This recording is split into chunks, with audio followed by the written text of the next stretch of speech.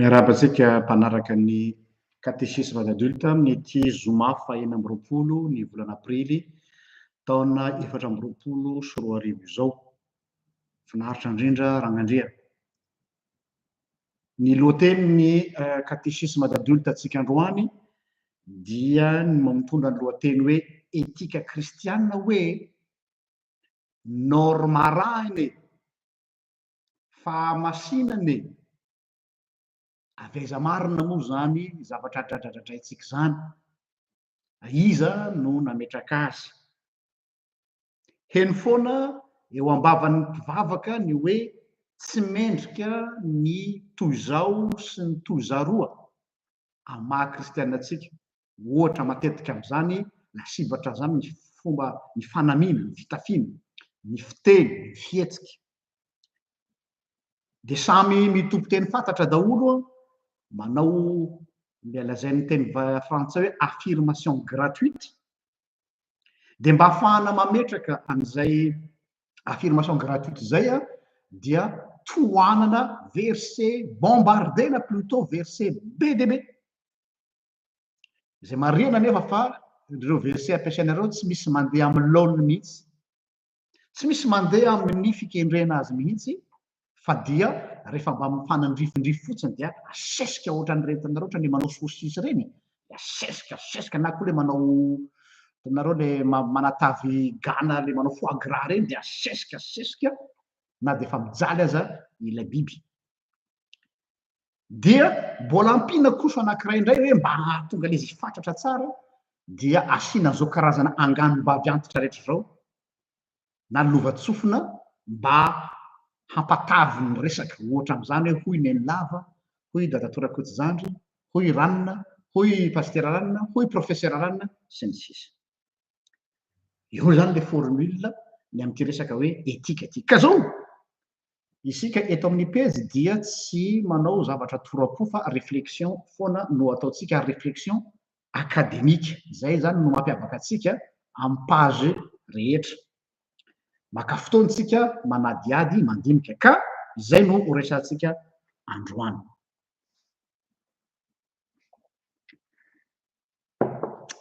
Tiako marina fa ity cours androany ity fampianarana androany ity aloha de lasa zay hoe lapsus révélateur cours.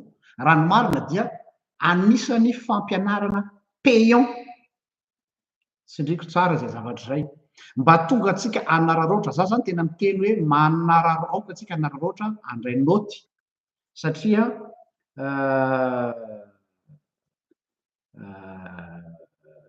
ny zavatra rehetrarehetra izay ataontsika eto dia mba ahafahanareo manana outil. Raha ny tokony ho izy zany zao fampianarana zao de payant satria fampianarana fanaoko amina zavatra conférence azo hoe payant le izy. Fa eto dia fanomezana tolo-botsitra omeko atsika mpanaraka ny page RGL ity fampianarana androany ity. Manararoatra zany hoe indraindray moa tsy matetika ianareo miteny hoe mba alefaso aminay le vidéo momba zao tsy hisy tsony zany satria fantatrareo ny problème amin'ny Facebook fa fafany le izy rehefa kelikely eo.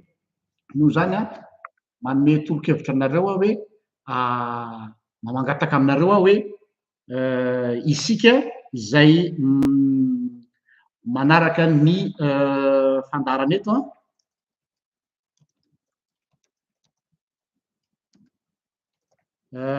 dia mba afaka manala ny télécharger ny fandaharana dia am'izay nareo mba tsy sahirana.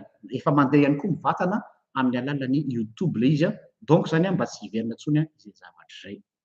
Eny ary ty resaka tia momba ny etika dia mampiasa voambolana be de be rehefa miresaka etika. Zany hoe champ sémantique midadasika be mihitsy le izy. dia eo nefa ny tena olana ngezabe amin'izy satria malalaka be ny champ sémantique an'ity resaka etika ity nefany a tonotonon'ny olona fahatany izay tsy mahalala akory ny tena heviny fa izay everitsika ho heviny dia samy milazalaza eny fotsiny zay ny probleman'izy ity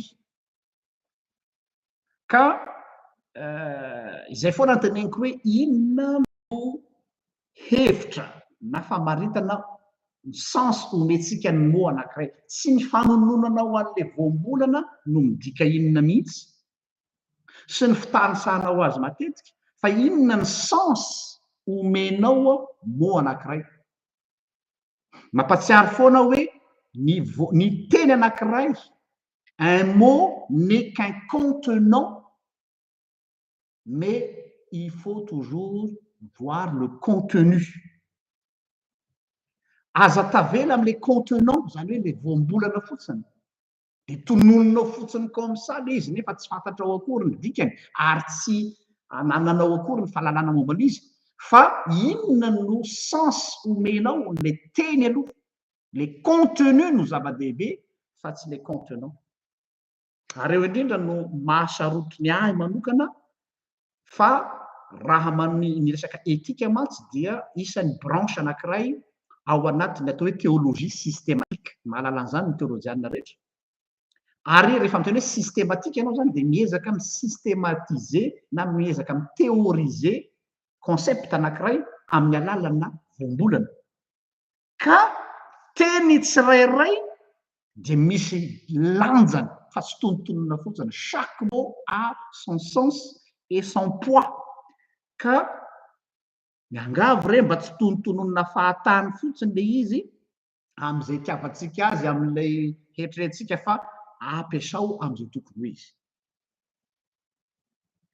zay mahatonga an'le hoe araky ny hevitro aloha dia izao no fahitako azy zay foana matetika ny introduction'olona rehefa manao faneho-kevitra ty am'ty resaka etika ty ka eo mihitsy le problema tsy araky ny fahitako azy tsy araky ny fahitanao azy satria raha vo izay no mitondrantsika an'le resaka dia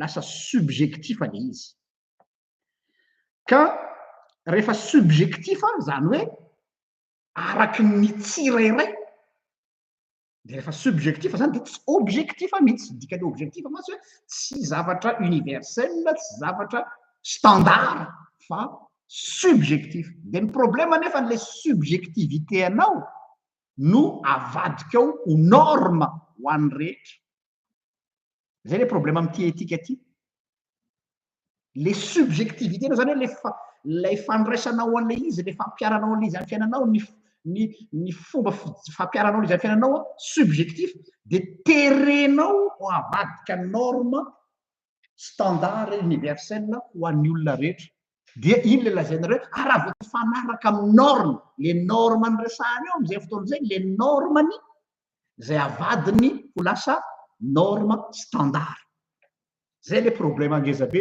am'ty resaky ty no zany dia ialako tsiny be deabe de ny vo manomboka izao fandarana izao fa hiditra amin'ny vintikanina atsika zany hoe tena famaritana sy description académique any resaka eto fa tsy resaka torapo mihitsy ialako tsiny sady am'izay mety ho tafotoana fa miteny hoe karazana manao étalage de connaissance non ilaina tsy tsara ny fanarina tsy manam-pahalalana dia tsy maintsy hidirantsika amin'ny tena foto-kevitra anatin'le izy ny olana mantsy amitsika dia zao isika matetika itsika mpino kristianina dia mandeha amin'ny atao hoe émotion mandeha amina fisainana mandeha amina tsy fisainana sy mantsy mandeha amina fihetsem-po fa tsy mandeha amin'ny fandinian'ny saina dia lasa mivaona le izy no zany ireto voambolana reto no tsy maintsy mivezivezy be rehefa miresaka etika atsika mazava ho azy iresaka atsika tsy maintsy resanao ny atao hoe etika ahoana ny fahasamihafany etika amin'ny moralité ny resaka hoe déontologie fampiasa zany ohatra hoe déontologie pastorale, déontologie journalistique, déontologie médicale. Ao ny resaka mœurs, MOEURS. Ao ny resaka coutumier, inona ny fomba fanao mahazatra.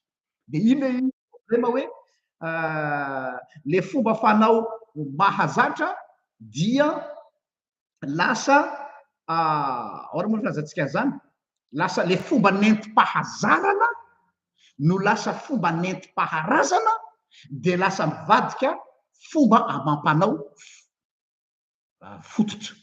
Ny fomba nentim-pahazarana no mivadika fomba nentim-paharazana, de avy eo mivadika fomba fototra. De iny no lasa référence, de iny le miteny hoe tsy fanao zao. Tsy fanao amin'inona, tsy fanao amin'ny déontologie zay resahantsika eto izany. Ok, ka izay mahatonga amin'ny teny hoe aleotsika hiditra tena amin'ny anatiny tsara hoe inona ny coutumier, inona ny mœurs, inona ny loi, inona ny lalàna, la loi, les recommandations na ireo toromarika, recommandation casuistique, zany hoe inona ny lalàna arakaraky ny tranga, zay hoe casuistique avy amina cas zany, cas par cas. Io le lazain'ny le hoe commandement amin'ny jiosy zay tsy lalàna fototra fa le lazain'ny teny hebreo hoe misvots, zany hoe ireo recommandation pratique. Recommandation pratique selon chaque cas. Fa tsy hoe lalàna fototra izay référence ho an'ny rehetra. Averiko indray les commandements ao amin'ny soratra masina zay lazain'ny jiosy, le lazaina hoe mitzvots, dia recommandation pratique amin'ny tranga tsirairay, io le atao hoe cas éthique, fa tsy hoe lalàna fototra izay hitambarany olona rehetra. Zero tsara zany am'izay fotoana zay fa tsy standard fa recommandation, samy hafa be zany a, tsy loi fa recommandation pratique miainga avy amin'ny tranga maningana tsirairay. Zany rehetrarehetra zany no ao anatin'ity tontolon'ny etika ity, fa tsy hiteny ianao hoe izao no fanao fototra dia zay tsy manaraka an'iny dia olona tsy maotona. Eo de efa disotsika. Ny fiheveranao ny fahamaotinana teo aloha de hoe rehefa tsy manaraka an'le référencenao zay dogmatisenao ka napetraka ho lalàna fototra, de lazainareo fa hoe tsy masina, lazainareo fa hoe tsy maotona, satria ilay subjectivité anao no mivadika standard. Eo zany dia hitanao reo sady ao anatin'le lista ny zavatra zay tany saiko ireo, fa ity resaka etika ity tsy zavatra maivamaivana araky ny heveran'ny olona azy mihitsy.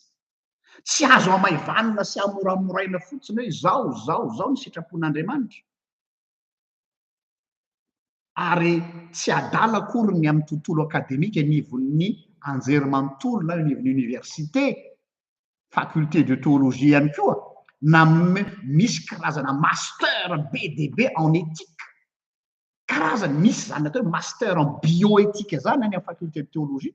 Ohatra amin'izany zao hoe manahoana ny fomba hiatrehan'ny olona en fin de vie, ohatra ny resaka euthanasie, master en bioéthique amin'ny lafiny BDB, de misy koa master en éthique amin'ny zavatra betsaka. Zany hoe tsy moramora izy, complexe be izy, fa tsika no manamora resaka, isika manao raccourci dia lasa manao zavatra coup de tête fotsiny, de izay no manahira.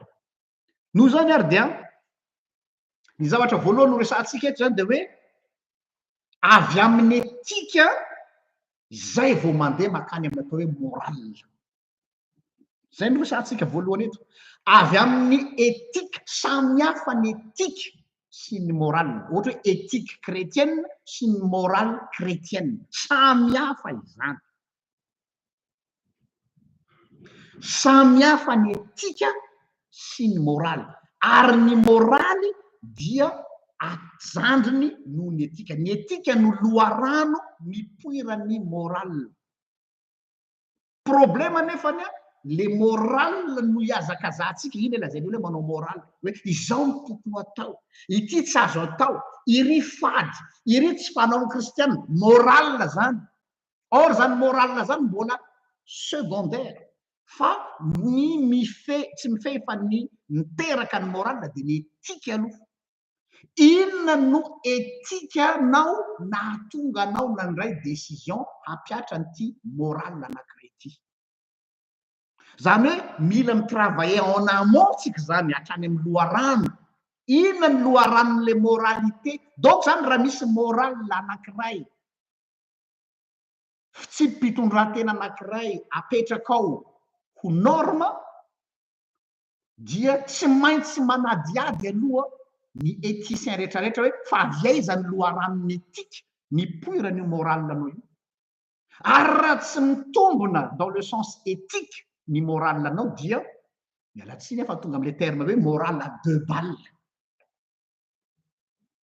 morale ny forononao de dogmatisenao de nasianao verset, nasianao hainkaingony, dia ino lazainao fa atao hoe sitrapon'Andriamanitra.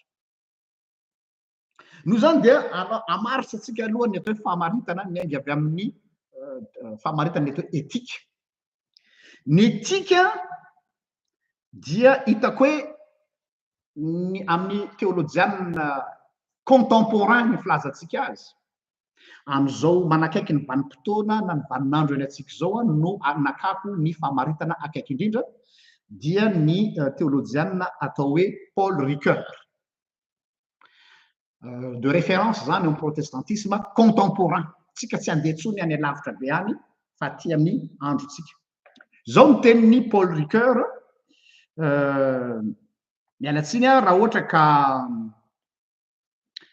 manina filaza misy tsy maintsy misy citation amin'ny teny frantsay fa omeko anareo etrany izy mba tsy hanahirana atsika, dia laso loha adikako vetivety ilay citation ny Paul Ricoeur, famaritana plutôt.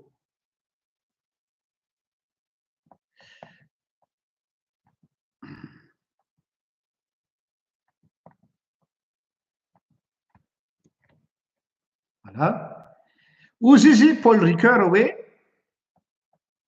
l'éthique c'est un questionnement qui précède l'introduction de l'idée de la morale avec une visée de la vie bonne, avec une visée de la vie bonne avec et pour les autres dans des institutions justes.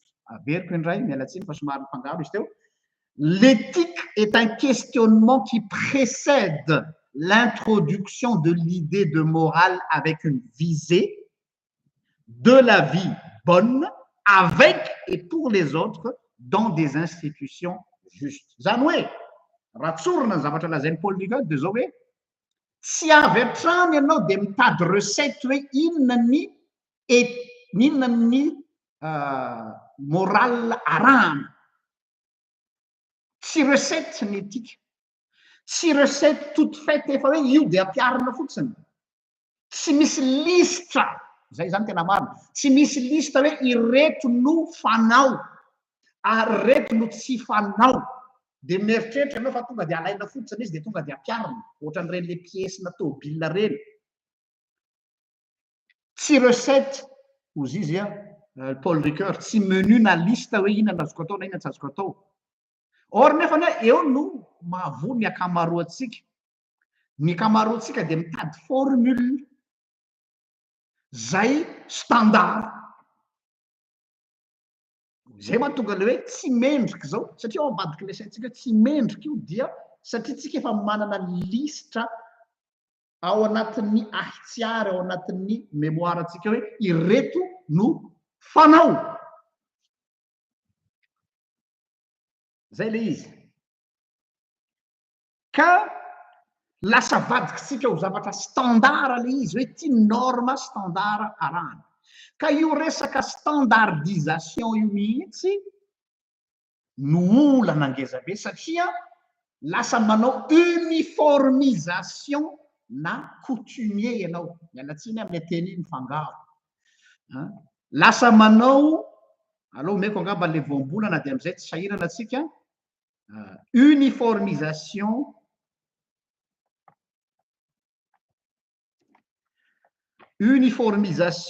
des mœurs et des coutumiers le fomba mampanao ilay mahazatra le coutume io ireto no fanao mahazatra de iny fanao mahazatra iny no avadikitsika ho standard lasa uniforme hoe tsy maintsy manaraka ty aizao zany hoe uniforme zany ohatra reny mpianatra any an-dakilasy reny hoe zao ny uniforme mpianatra ao sekoly eo anamina manao pataloha mainty lobaka fotsy cravaty mena ohatra zay ny atao uniforme dia ilay mœurs na ilay fahazary na le coutume zay fanaona antokon'olona anankiray roa na telo antokon'olona matanjaka no avadika ho uniforme ho an'ny olona rehetra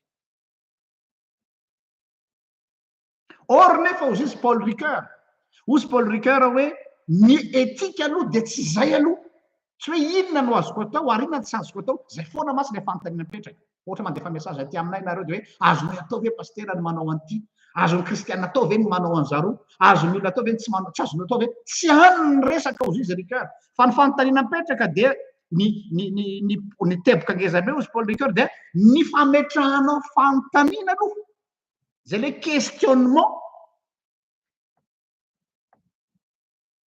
ny amin'ny loharanony puirany zany aviaiza zany zay aloha ny zava-dehibe misy théologiana anankiray zay spécialiste ny Paul Ricoeur ny laza Nadine Davos ny anaran'lay théologiana suisse ety dia ny laza izy fa hoe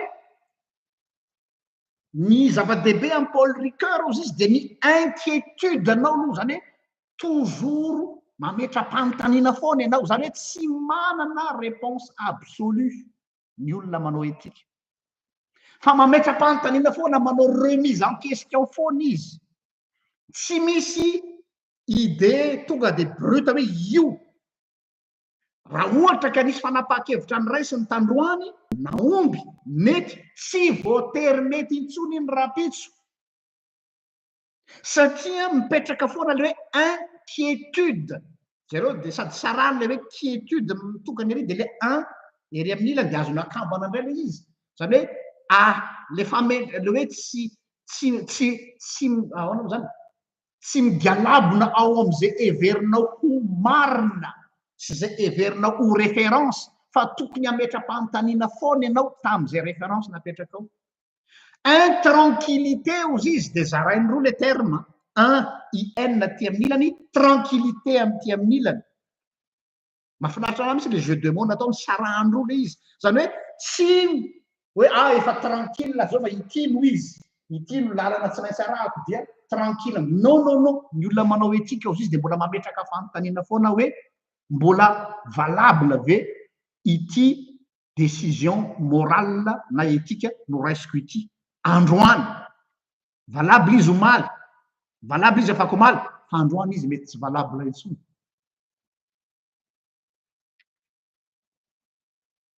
no zany zany tsy mahamaika ny mpino mihitsy ny ametraka fanontaniana hoe inona no tsara qu'est-ce qui est bien c'est pas là la question mais plutôt comment faire pour bien faire averiko indray tsy hoe qu'est-ce qui est bien inona no tsara inona no mety tsy amin'ny fanontaniana amin'ny etika fa ny fanontaniana amin'ny etika de comment faire pour bien faire satria amin'ny fiainana de zao hoe ny situation ny olona tsirairay hoe situation anankiray de unique mitranga tsirairay zay mitranga amin'ny fiainan'ny olona dia individu no resaka olona anankiray ary rehefa individu ny olona de chaque individu cas spécifique cas unique noho izany ny cas tam'ty olona ty dia tsy hitovy mihitsy am'ty cas n'ty olona ty zany hoe azavaiko ohatra zao a misy olona anankiroa zao nareo a mangataka dinika pastoraly amiko mitovy tsisy valaka ny problème anareo copie collé tena mitovy ny problème anareo tsy misy analana tsy misy anapina fa le olona anankiroa zay raisiko dinika le manao entretien amiko a tsy mitovy noho izany ny vahaolana zay nomeko amin'ny personne lambda zay mety tsy voatery ho efficace am'le personne beta na de naomby tam'le personne lambda satria ozy anao hoe za ozy anao a manana eritreritra ianao hoe marina ity naomby ity tamin'ny rakoto de mieritreritra anao fa tonga de azo ampiarina copie collé fotsiny hoe za efa manana recette zay le izy tsy recette io tsy menu io raha vao misy olona manana zavatra préfabriqué préétabli mipetrapetraka any anatin'ny lohany any a mialatsiny fa charlatan zany olo zany fa c'est du cas par cas ary le cas par cas tsy lay situation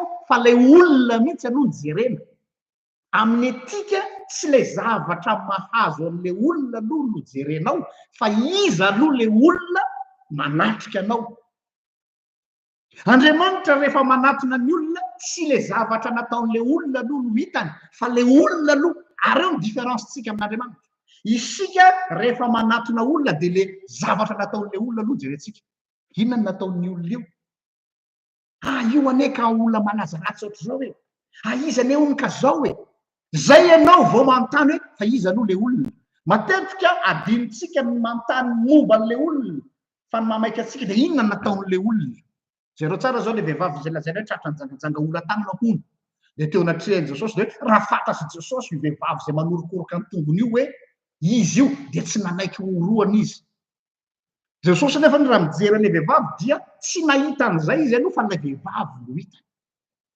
le olona ary zay no tsy mitovy misy ny approche ny olona amy resaka éthique sy morale ny olona moralisateur ny olona be morale de tsy mahita mihitsy aveugle jamba tsy mahita an'le olona mijaly na mifatotra na sahirana fa ny zavatra tonga de mibandravandravandra olohan'ny masony de le zavatra nataon'le olona raha vao zay nefa ny dinamika anao mandray olona ao anatina dinika anankiray de tsy maintsy faussé ny analysenao satria anao tsy mitenir compte an'le individu izay le questionnement iza aloha le olona eo anolohanao zay anao vao miteny hoe inona ny olan'ilay olona eo anolohanao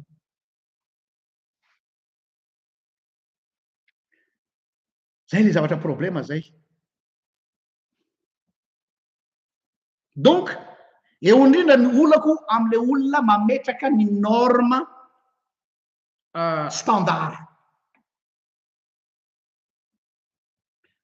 fa ohatra raisitsika fotsiny zay zavatra zay amy lafiny ohatra amy tontolon'ny fitsarana raha ohatra ane raha olona ka misy ny atao hoe zavatra standard arahany inona moa zany no ilana ohatra zao amy lafiny fitsarana misy ny atao hoe misitona ny fitsarana de manao délibération inona ny mahatonga asa nareo rehefa nahita an'ireny film misy le olona accusé reny de hoe pendant 24 heures parfois même 48 heures tsy matory ny juré fa manao délibération or le dossier mazava be les chefs d'accusation efa matevina be inona moa ny mbola mahatonga ny zala amy délibéré fa manina tsy ampiarina à la lettre ny code pénal olona mianatra nereo nianatra lalàny fa maninona mandany fotoana manao délibération eo indrindra le terme délibération éthique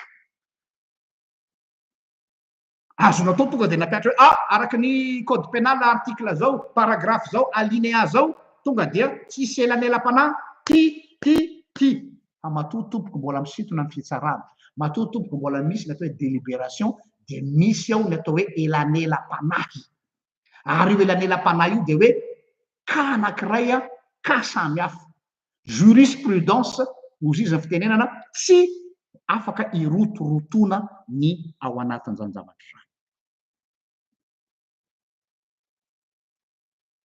Donc am'izay fotoana zay tsy le lalàna intsony no miconte, ce n'est plus la loi qui compte, mais la compréhension de la loi pour ce cas.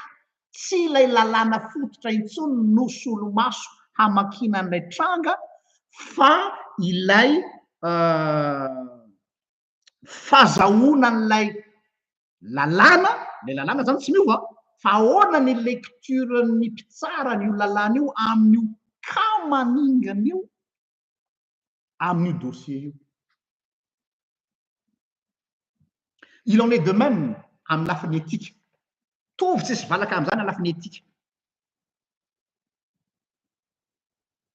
No zany raha misy olona miteny ary milaza hoe izy no autorité morale eo anivon'ny firenena anankiray na eo anivon'ny fiangonana anankiray, de izy milaza azy ho détenteur de la morale, zay miteny hoe izy no manana ny mahafantatra ny marina ho an'ny olona.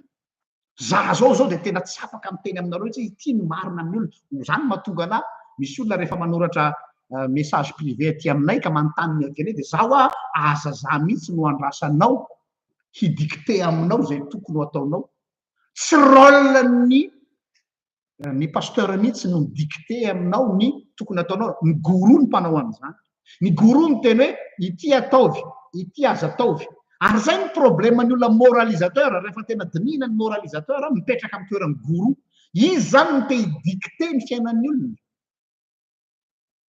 Izy no détenteur de la vérité morale, de izy no teny hoe nandinika ny soratra masina ka izao no fampiarana an'io ho anao.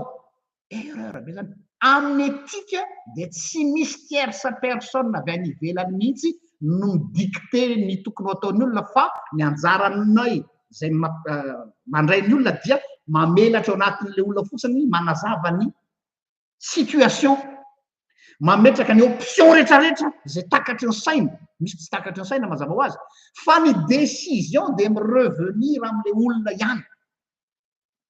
Tsy tokony anana langage mihitsy zany ianao hoe ity ataovy fa ity no sitrapon'Andriamanitra, ity aza atao fa ity sitrapon'ny devoly. Raha vo zay ny fomba fiteninao dia ianao zany no manana atao hoe détenteur de la vérité morale.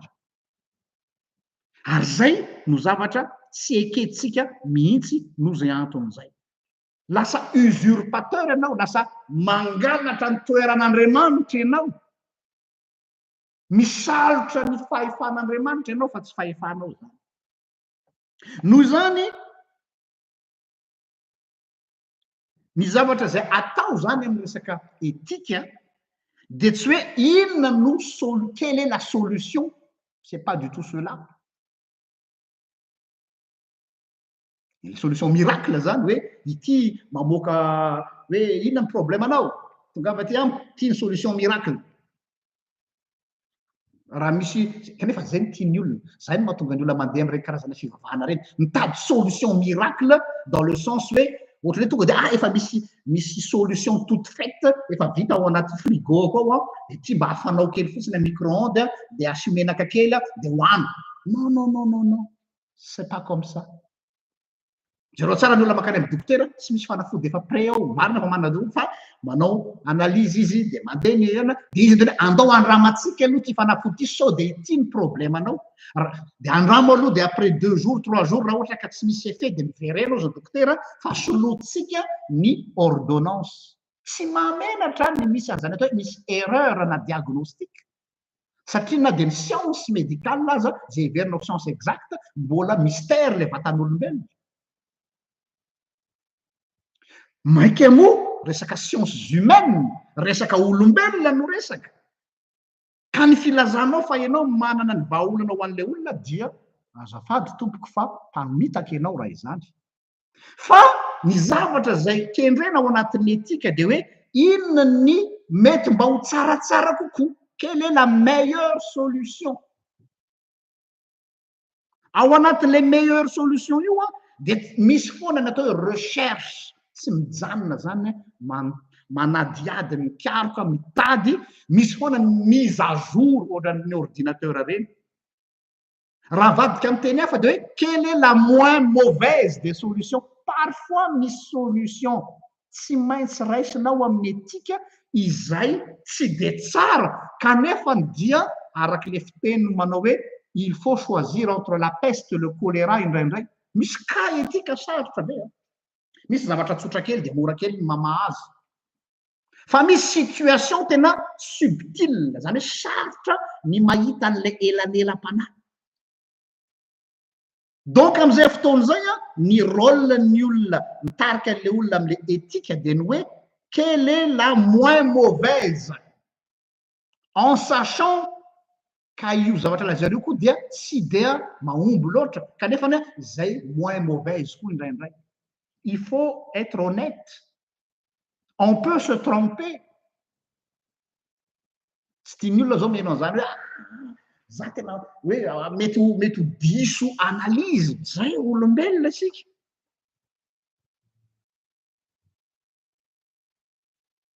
dia miditra am'le atao hoe décision pratique mazana nefa ny décision pratique io mifanohitra am'lay éthique de mifanohitra amy conviction eto tôlatôlana kely zavatra resaka eto samihafa ny éthique de responsabilité ary ny éthique de conviction ianao zao mieritreritra izao ny conviction ako de noho zany ny éthique ny moral narako de tokony mifanaraka amy conviction oui zay ny idéal zay fa un moment donné mitrangy zany ary aratsoratra masina zany fa tsy zany mamorona zany parfois ny éthique de conviction anao tsy miasa tsy teny hoe tsy miasa intsony fa limité ny amin'ny éthique de responsabilité anome ohatra anankiray aminareo fotsiny any atao hoe éthique de responsabilité éthique de conviction rehefa mifanenareo indraindray voatery mandray an'le décision hoe voatery ajanoko le convictionko fa le éthique de responsabilité ny tsy maintsy ho raisiko comme décision na de fantatro aza fa tsy mety ohatra médecin zao ny dokotera manoloana le hoe problème reny vehivavy anankiray izy mitondra vohoka ao anatin'iny fotoana zay mitondra vohoka iny izy de mipetraka ny olana manao hoe isika zao ianao mitondra vohoka raha matoa dia misy aretina nefa ao aminao io aretinao aminao io anefany raha ohatra ka andehananao hatrany amin'ny accouchement dia mahafaty anao sy le zaza il faut prendre une décision soit vous avortez dès maintenant eo am'izay le izy tsy maintsy manao interruption volontaire de grossesse ianao IVG mba tsy ahafaty anao zany zavatra zany kanefa ozy izy ny dokotera ianao no mandray ny fanapa-kevitra farany eo am'izay anao mifanena am'izay le éthique de responsabilité ary mandeha le éthique de conviction le conviction anao de hoe tsy azo ataony manala zaza pro life tsy mety ny avortement misy responsabilité nefany setrin'zay fahafatesana sy conviction de ataovy ambony balance le conviction anao idéologique le milailay be ve no miprimé sa le resaka fahafatesana mba hamalinao an'izay fanontaniana zay de jesosy ihany koa no nampianatra an'izany ao amin'ny filazantsara izy aminareo jesosy mantsy ny fariseo izy aminareo jesosy mantsy ny fariseo ny hoe manana ondry latsaka ao anaty fatsakana andro sabata ao anatin'le andro sabata ozy izy latsaka ao anaty fatsakana ny zanak'ondry izy aminareo izy ny tsy akan'io zanak'ondry io be deabe no diso fandray an'iny teny Jesosy iny hoe mila vonjena le zanak'ondry satria vola be ny kivery tsy le ondry latsaka mihitsy tompoko no mahamaiky an Jesosy diso be tsika tsy le ondry latsaka ny conviction de hoe andro sabata tsy mahazo manao ninninony andro fitsara amin'ny lalàna jiosy ny responsabilité nefa ny etsantany manaka anazy hoe raha vao manaraka an'le conviction ianao dia condamné lay lavaka fatsakana satria nahoana raha ozana hoe anao aloha iandro rampitso vita ny andro sabata vao aka ny ondro maty latsaka ao anaty fatsaka le ondro zany efa maty maty anaty latsaka fatsakany io anao de ina ny zavatra tranga tsy azo sotrona tsony io rano anatin'ny lavaka fatsakany io de condamné daholo le mponina rehetra eo am'le tanàna tsy misy rano sotrona tsony azadiny fa ny contexte de any Palestina tany sarodrano ary amin'ny mahatany sarodrano azy dia ny rano ao dia tena vidina lafo ohatrany any amin'ny faritra androy aleonao ve ozy Jesosy ny manaja ny andro sabata kanefany maty ny mosary ny tanàna ray manontolo sa misaotsy andro sabata anankiray zany hoe tsy nakatohan'le didy fahatelo ianao nandika ny andro sabata nefany sauver ny tanàna ray manontolo io le responsabilité sy conviction de niteny Jesosy hoe azo miatsara velatsy fa ny éthique de responsabilité no ambony noho ny éthique de conviction satria misy ain'olona be deabe en jeu ao ambadiky le izy ny éthique de responsabilité am'izay fotoan'izay fa tsy hoe zay ny norme koa am'izay fotoan'izay no mikontro ozy Jesosy satria étika ny aina no ambony fa tsy ny rituel ohatra ny teneny Jesosy tam'le hoe korbana ina le korbana le fanatitra fitondrany amin'ny tempoly io fanatitra io de araky ny lalàna de hoe atokana io fanatitra io isaky ny andeha ho any amin'ny tempoly de ino natao hoe korbana le fanatitra natokana ary tsy azo kasianiza mihitsy io fanatitra io ninina antony efa korbana ho an'Andriamanitra zay dika le korbana efa natokana ho an'Andriamanitra andro sabotsy zany le hitondra fanatitra any amin'ny tempoly zoma nefa ianao zy Jesosy misy ola mandondona mbaravaranao ray aman-dreninao fianakavianao namanao akaiky marary maso ary mila tsaboana d'urgence rehefa natao anefa ny kotikotom-bola ny vola olany hitsaboana an'le olona de tena mifandraika am'ilay fanatitra nataonao korbana zany hoe lefa natokanao ampoketra hoe ty hoetiko miangona raha-pitsoalahady de ino izy izy ny réflexen'ny olona ozy Jesosy za tsy afaka mamonjy anareo fa za sahirana fa misy tokoa fa ity ho ataoko rakitra rapitso de ozy Jesosy hoe ry-piatsara velatsy aleonao ve ozy izy ny mijery an'le ola maty toy izay le zavatra efa natokanao atao fanatitra tazominao ty zany l'éthique de conviction ity l'éthique de responsabilité mifaneny reo dia izay le mahatonga le teninareo hoe tsy misy zavatra standard na zavatra zay zany tsy norme hoe ty arahana fa io zany dia misy questionnement foana ny fiainan'ny zanak'olombelona peser le pour et le contre fa ny principe de base de hoe etika ny aina na Jesosy ny aina no ambony zay vao ny lalàna zay vao ny recommandation zay vao ny rituel zay vao ny coutumier sy ny sisa sy ny sisa ary zay no ligne théologique ny RGL eto izay tsy mahafaly ny puritain sy ny pseudo piétiste rehetrarehetra hoe une vérité qui tue n'est plus une vérité zay ny any sloganko amy resaka éthique une vérité qui tue n'est plus une vérité izay zavatra iveriko marina ary tena marina mitombona tsara mihitsy ara-pampianarana mitombona tsara mihitsy ara-piferekevitra ary ekeny daolobe fa marina kanefa mamono sendra mamono dia tsy verité intsony iny am'izay fotoana zay. Eo zany zareo appliqué onge zay amin'ny fiainanao hoe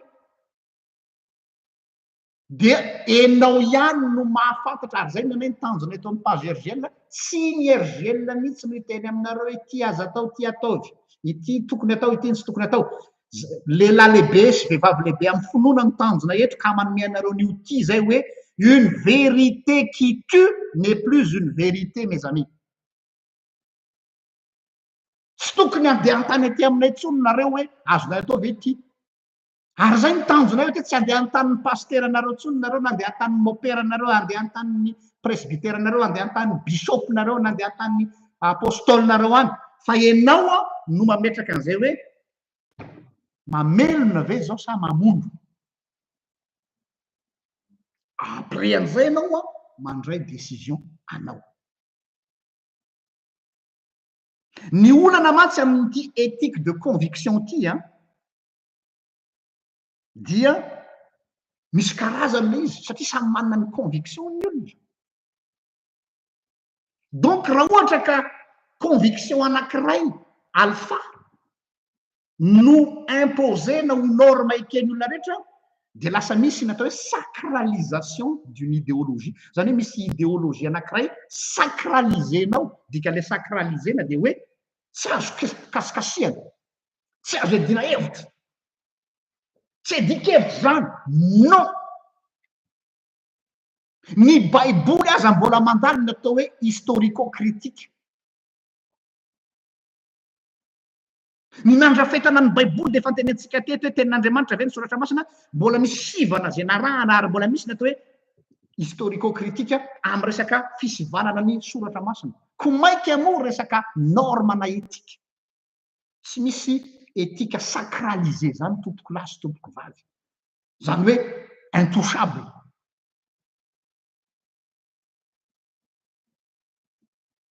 Ary ny tena manahirana anatin'le sacralisation ahoana comment fonctionne la sacralisation d'une éthique dia zao hoe apetrakitsika amin'ny autorité religieuse le izy apetrakitsika amina fahefa-piangonana le izy dia satria ve ny fiangonanao no nampianatra izany dia vérité absolue zany zay le izy sacralisé le izy satria apetraka satria misy autorité religieuse namoaka azy.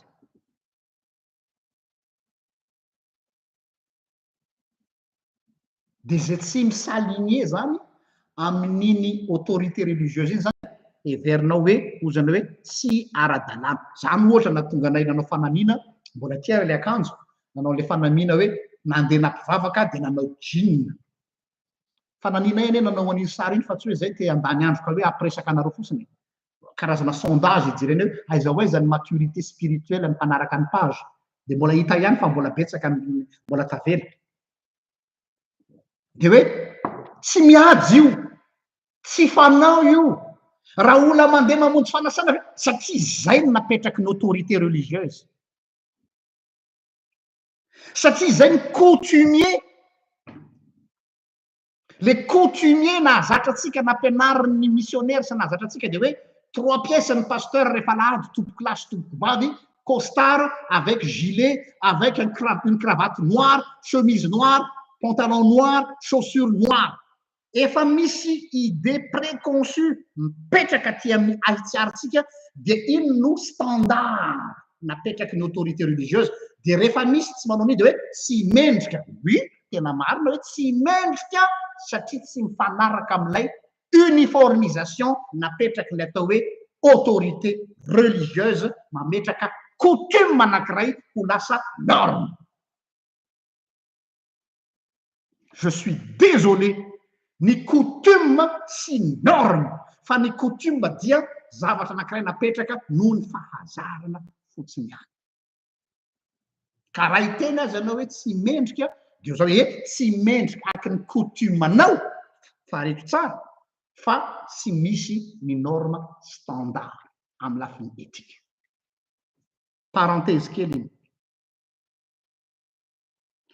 eto zany de hitantsika fa samy hafa am'izay zany ny atao hoe etika sy ny atao hoe morale. Ny morale dia vokatra fruit parmi tant d'autres fa en amont any amin'ny loharanony poirany ny morale no zava-dehibe de ny etika.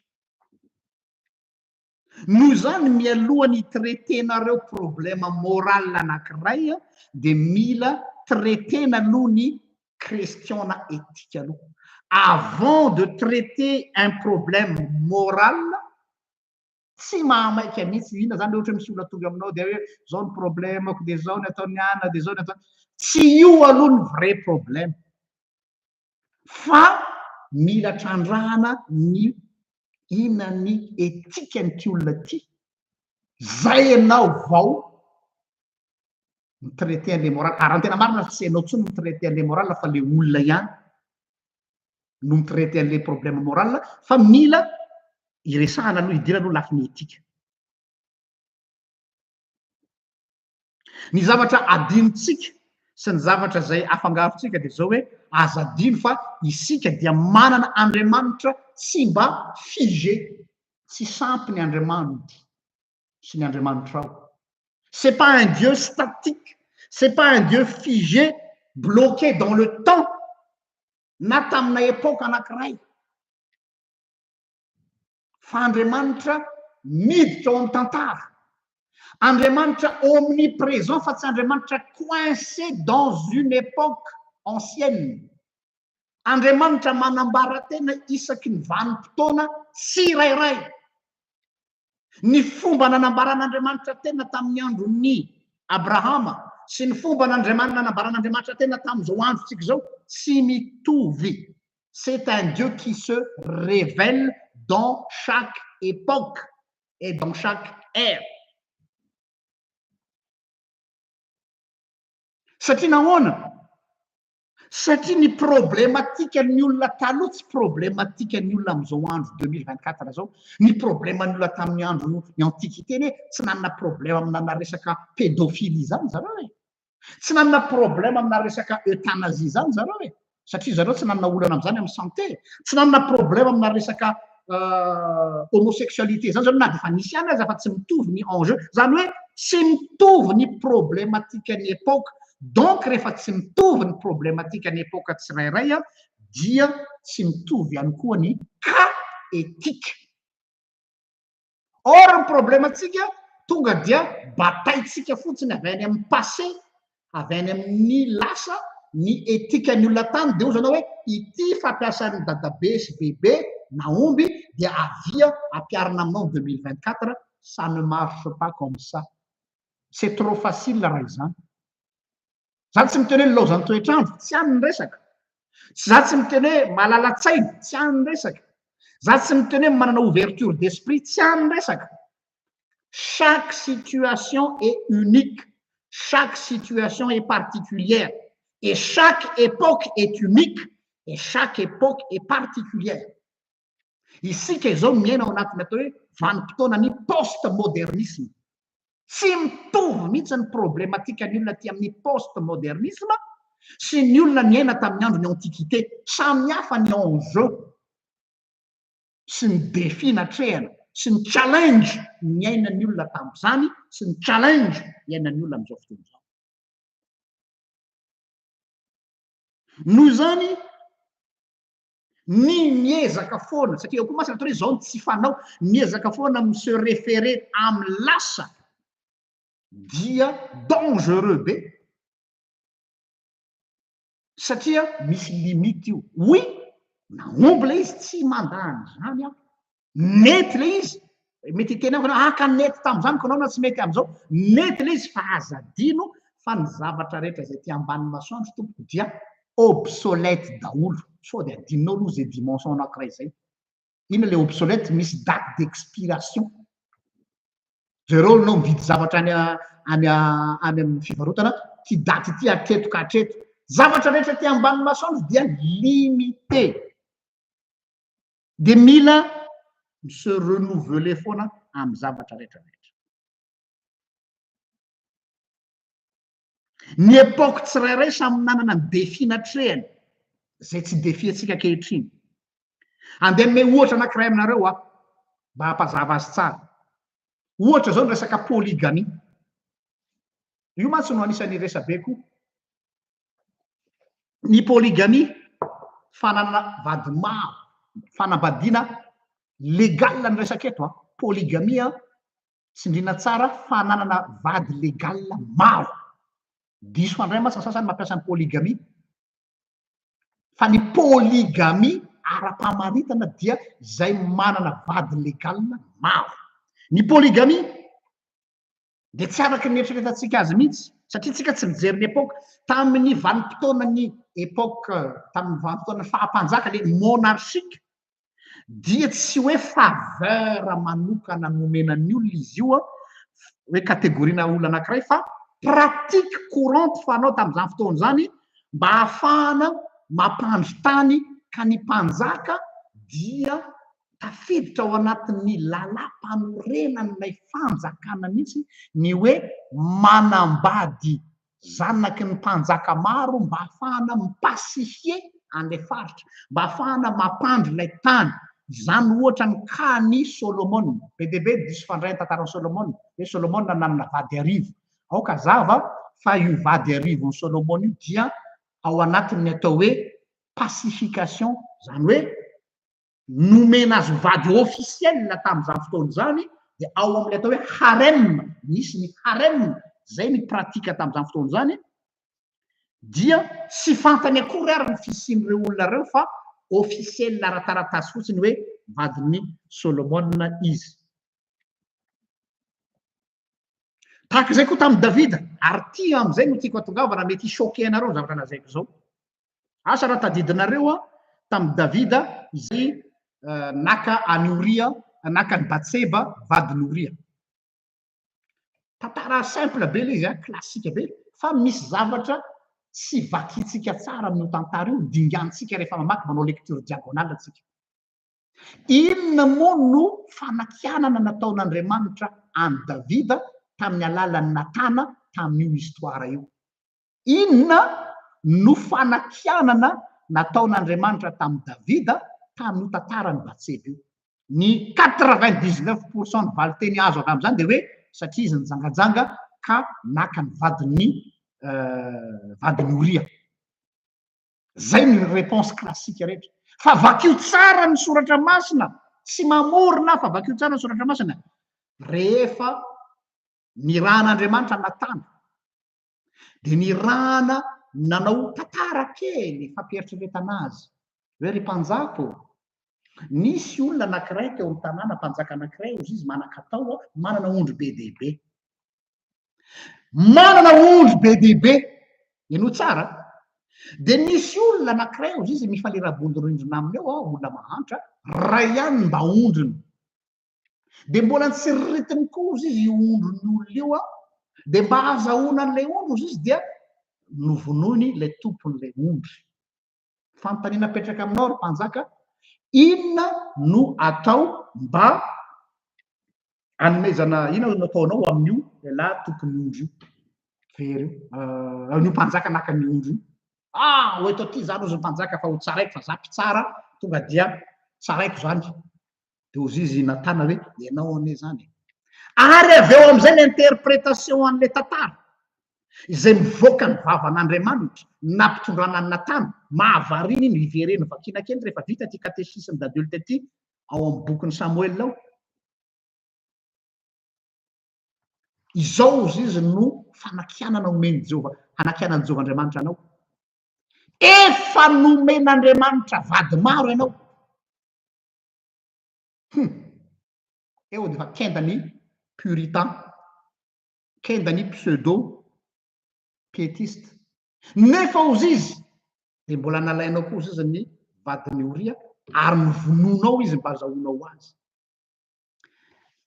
Ny azy zany tsy miditra amin'ilay resaka hoe izy naka ny Batseba sy sisa fa le mampieritreritra anazy dia hoe ahoana ary zany discours-n'Andriamanitra zany?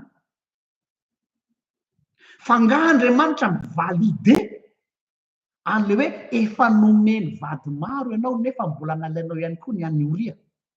Iny phrase iny raha vo litéraliste ianao zany ka mandray atendrony de tonga de tafalatsaka amin'le fandrika hoe ay azo atao zany ny manana maro. Or ny contexte mila jerena ny contexte de l'époque hoe satria izy mpanjaka tsy hoe faveur tsy hoe privilège fa io mpanjaka io tam'izany fotoana zany de nanana harem izay nisy tahaka ny Solomon zay amin'ny lafiny diplomatique atao hoe vady diplomatique zay ngamba nilazantsika azy. Izay aloha ny contexte de l'époque. De Andriamanitra hoa miditra ao anatin'ny tantara, tsy manova ny tantara izy fa ny tantara efa zay aloha ny zavatra nisy. Ahoana ny fomba hiakompanen'Andriamanitra azy tao anatin'io zavatra io?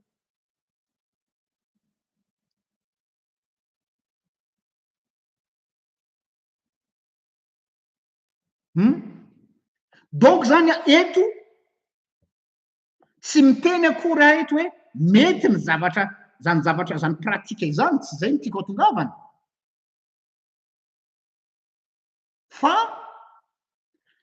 hoe izay no pratika tamin'ny andro ny fahampanjaka ary tsy mbola voafafanao vetivety zany zany polygamie zany a dia pratika fanao tam'izany ary nisy lalàna fototra, nisy lalàna strict, règlement strict ny fean'izany tam'izany fotoana zany, tsy leko tsara fa hoe tam'izany fotoana zany. Ohatran'ireny ampiasain'ny silamo reny, ny silamo zao a dia manana droit izy amin'ny resaka hoe vady anankiefatra fa tsy hoe droit na privilège fa araky ny fampianaran'ny silamo dia zareo a misy lalàna mifehy azy ny fanatanterana zany fa tsy hoe zay tiany olona atao, lalàna ozy izy. Ny tiako atongavana de zao hoe Andriamanitra mitenir compte ny réalité miainan'ny olona tamin'ny voalohany. Za tsy miteny hoe Andriamanitra mivalide zay le izy, tsy mivalide an'izany Andriamanitra fa mitenir compte ny réalité de mitaiza ao anatin'ny tantara Andriamanitra amin'ny Davida hoe zao ny vokadratsiny io ary ny fahorian'ny Davida rehetrarehetra, ny fahavoazan'ny Davida rehetrarehetra de vokatry ireo zavatra zay nahazo azy ireo.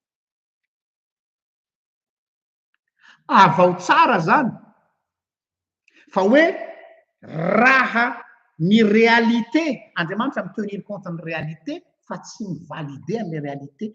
Enao koa zany rehefa miditra amina problème etika ny olona anankiray fantaro aloha inona le réalité an'le olona, ny réalité an'le olona, le monde-n'le olona aloha tsy miteny akory hoe mivalide an'le olona le monde-n'le olona anao fa mila fantarinao aloha inona ny réalité. Jereo tsara fotsiny e, anome ohatra anankiray aminareo Jesosy sy ilay vehivavy Samaritana teo fatsakana.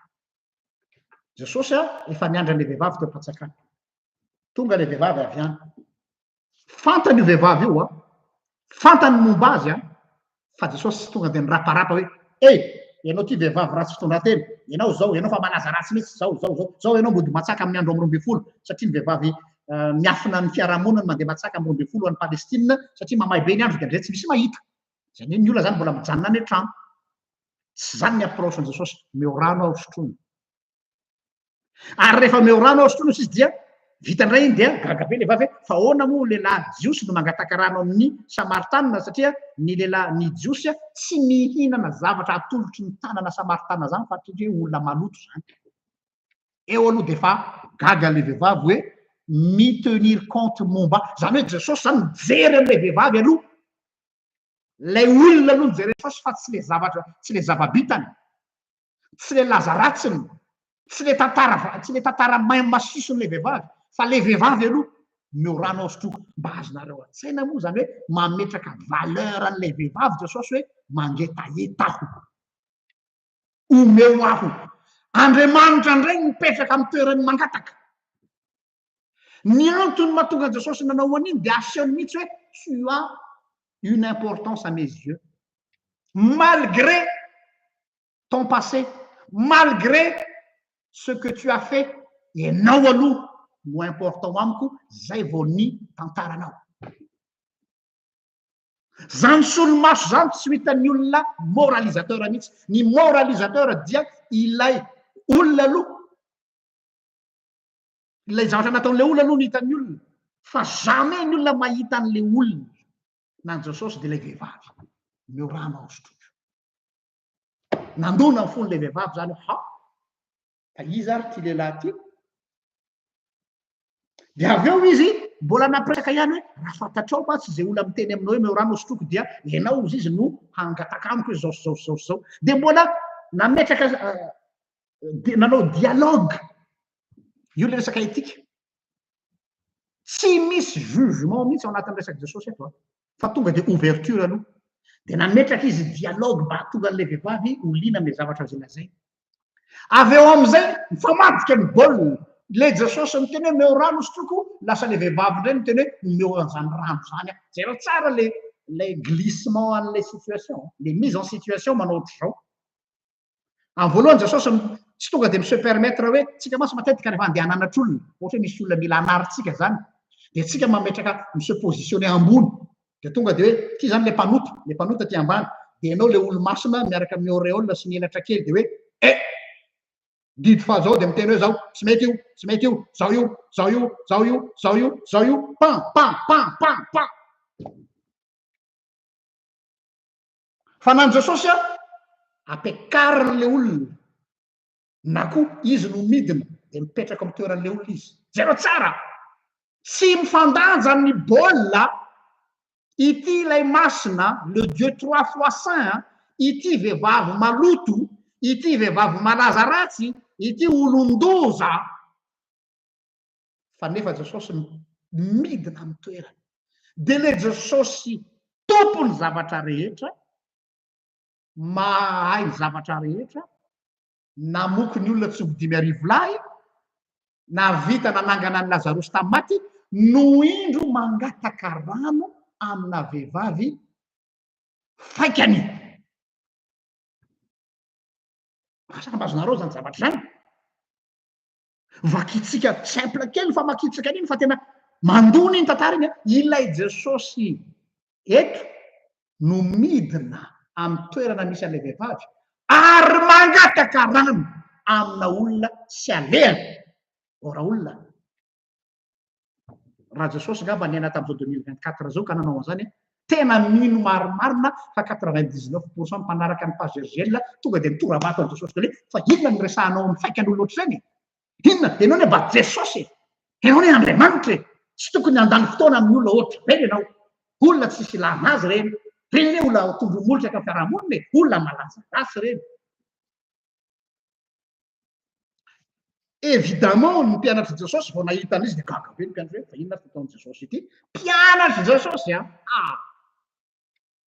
nametra-panontaniana zareo hoe ahoana azy zavatra zao rehefa tonga zareo avy any mitondra sakafo Jesosy miresaka am'le vehivavy ao am-patsakana io tsika mpivavaka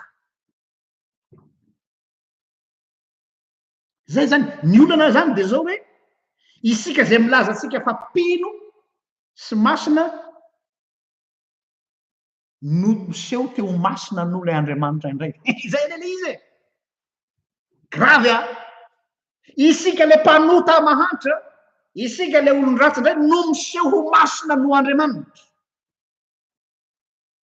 mitovy am'le fariseho raha fantatry io Jesosy io izy fa mpanota vehivavy eo tsy nanaiky orokoroany io ny tongony zany hoe le rindray zany no miseho azo masina no Jesosy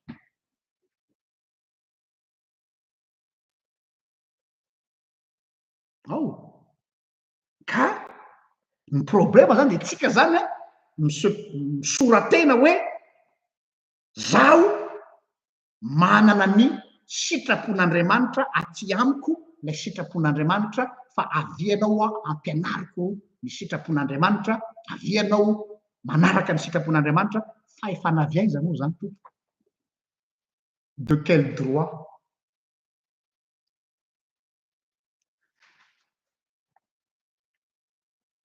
ny hoe etika amin'ny sens étymologique avy amin'ny teny grika hoe ethos dikany ethos ciment lien fe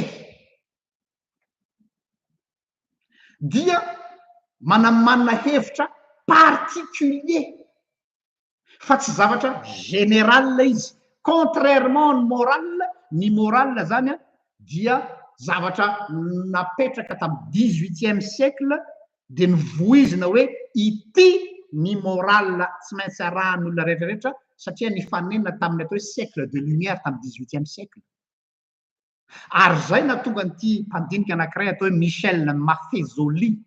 Michel Maffezoli miteny mihitsy hoe ny tokony ho izy de ny éthique des tribus postmodernes. Alors raisiko mihitsy les formules éthique des tribus postmodernes zany hoe tsy zavatra akapobeny tsy misy ho fo aveko foana mbola tsy misy le norme fa éthique na tribu za zany hoe foko anankiray de anao zao raha vao mifindra amin'ny foko anankiray tribu anankiray de tsy mitovy ny valeur morale na tribu Betsileo sy ny valeur morale na tribu Merina ny valeur morale na tribu Merina tsy mitovy amin'ny valeur morale na tribu Sakalava raha ohatra ka zay zany no amadiantsika azy ny tia natongavana de zao hoe ny éthique dia particulier fa tsy général fa ny moral no te hiezaka hametraka fitsipika général ho an'ny olona rehetra or ny problème de zao miainga avy tamin'ny olona anankiray ilay hevitra de tiany ho généralisena ho an'ny daolobe ny point anankiray zay tsy azotsika adinina koa nefa de ty raha vao miresaka éthique atsika na tiako na tsy tiako na tianao na tsy tianao a de tsy maintsy misy fifandraisany amin'ny lafiny politique dans le bon sens du terme koa ny resaka éthique le politique eto a esorana ataonsanareo le fifidianana ohatra ny député io a na fifidianana tsy any io le politique am'le hoe gestion de la vie de la cité manahoana ny fikirakirana ny fiainan'ny olona andavanandro zay ny atao hoe politique de zao rehefa mifandona ireo ary tsy maintsy mifanena dia tsy maintsy miditra tsehatra am'izay ny politique dans le sens hoe fandaminan-draharaha na resaka hoe gestion de la cité mba hisinony atao hoe vivre ensemble ohatra zao hoe lalànany amin'ny IVG zao lalànany amin'ny mariage zao lalànany amin'ny euthanasie zao problème mafana daholo eny a izay tsy maintsy monsieur statué ny lalàna manoloana an'ilay conviction maro mifandona donc ny tika tongavana de zao hoe complexe be ty etika ty fa aza moramoraina be ohatrany hoe oziny hoe ka zao io e fa tsy maintsy jerena daholo ny lafiny rehetrarehetra eo amin'ny fiainana andavanandro ny tia natongavana ry havana de tsotra hoe tsy misy izany atao hoe éthique de référence zany hoe ity ny référence tsy maintsy arahany daholo be tsy misy zany hoe izao ny fanao izao no mendrika zany a dia langage na fomba fitenin'ny olona hoe izao no mendrika par rapport amin'inona par rapport amin'ny tenany rehefa tena atao ny compte izao no mendrika refesiny avy amin'ny tenany zany hoe mamindrefy ny tenany izy dia refesiny amin'ny tenany ny éthique de iny mety amin'iny no omeny anao hoe raha manatonotsozolika ity no éthique tokony arahanao satria ity no mety amiko zay le izy de mba ahafahako manaiky an'ilay anazy de ina ny zavatra ataony mampiasa verset be da be izy bombardena amina verset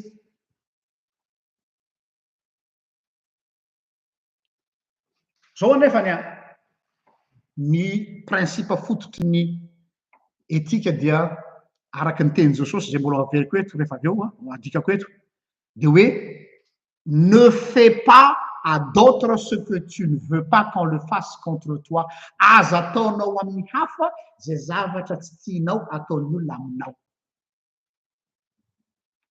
Lioka toko fa enina andiny fahavalo amby telopolo milaza an'izany amin'ny manierany lioka zany de ty le izy.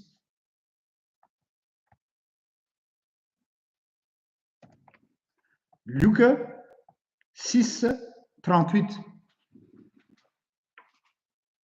Omeo de mba omeny ianareo, fatra tsara sady ahitsana no afatratra, ka mihoatra no homeny ho ao am-pofo anareo, fa zay fatra ataonareo no hamarina ho anareo kosa. Zay fatra zay fatra tsara sady ahitsana no afatratra, ka mihoatra no omeny ho eo am-pofonareo, ka zay fatra ataonareo no hamarina ho anareo. Io le principe zany. Zany hoe aza ataonao amin'ny olona zay zavatra tsy tianao ataon'ny olona aminao. Zay le izy fa amin'ny fehezanteny Jesosy izy zay ny filazana azy eto. Noho izany ny etika zany dia tsy miainga avy amin'ny atao hoe interdit mihitsy aloha, tsy miainga avy amin'ny atao hoe fandrarana, tsy miainga avy amin'ny atao hoe négatif, fa ny base-ny etika dia balise de protection ny hafa. Noho zany ny mifehy ny etika dia mididim-pitiavana tompoko. Io ny fehiny lalàna rehetrarehetra, ny fony mitempo ny lalàna dia ny fitiavana ny aina, ny fitiavana ny ain'ny hafa. Izay no mibaiko atsika. Le cœur de la loi, c'est l'amour de la vie. Le cœur de la loi, raha vao tsy zay no mibaiko atsika amin'ny fiatrehana lalàna dia tsy mandeha amin'ny laona izy. Ny fomtempo ny lalàna dia ny fitiavana ny aina, préservation de la vie. Ka amin'izay fotoana izay ny obligationko rehetrarehetra, ny devoirako rehetrarehetra dia tsy devoir hoe ity zavatra tsy maintsy efaiko, ity tanjona tsy maintsy tratrariko, tsy zay le devoir. Fa le devoir na le objectif na le obligation dia ny enjeu ao anaty hoe ahoana ny arovako ny aina, dia izay ny atao hoe obligation. J'ai une obligation de protéger la vie, mais pas une obligation hoe inona no takiany fiarahamonina amiko, tsy zay. Inona no andrasan'ny olona amiko, tsy zay ny etika. Fa inona ny devoirako, oui, misy devoir. Inona ny responsabilité, oui. Inona ny obligation vis-à-vis de la vie. Fa tsy hoe inona ny devoir andrasan'ny fiarahamonina amiko. Ary zay tsy mampitombona le hoe ny tany tsy ny tany ny fady fa ny vavam-bahoaka. Tsy ny vavam-bahoaka no mifehy ny etika, fa ny ain'ny vahoaka no mifehy ny etika. Averiko indray, tsy ny vavam-bahoaka no handrefesako ny etikako, fa ny aina no fenitra arahako amin'ny etika zay arahako.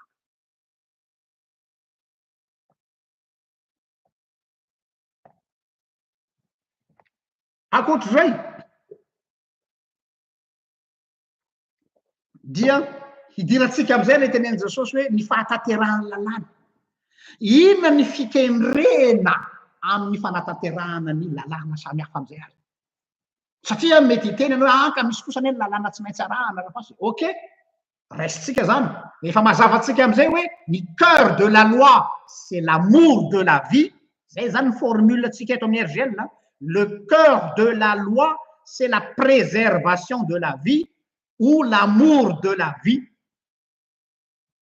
Inona zany ny visé, inona no kendrena, inona no antony nanomezana ny lalàna.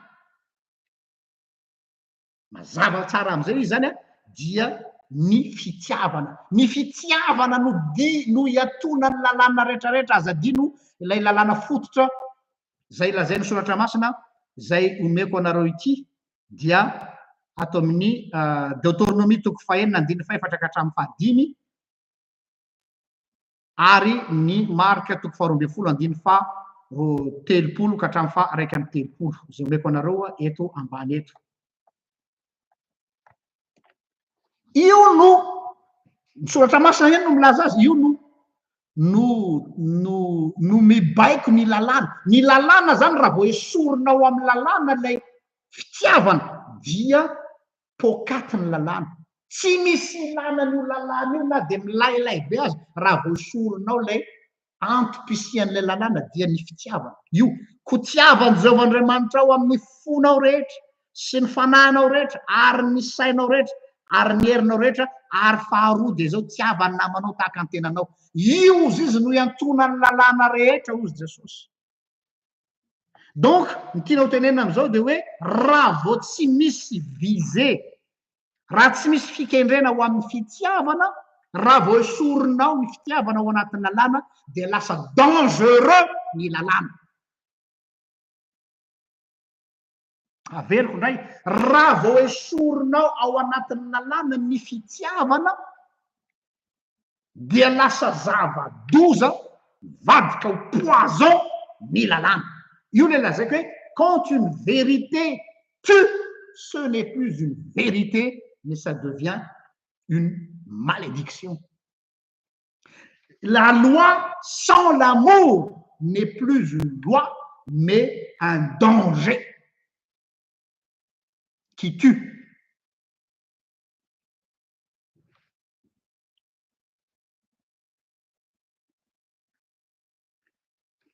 Ahoana ny anazavana zany? Jereo fotsiny filazantsara.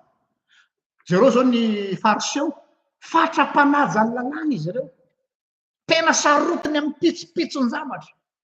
Tsy misy maharatsy an'izany anie. Fa izao no adin'ny fariseo sy ny mpanoradalàna.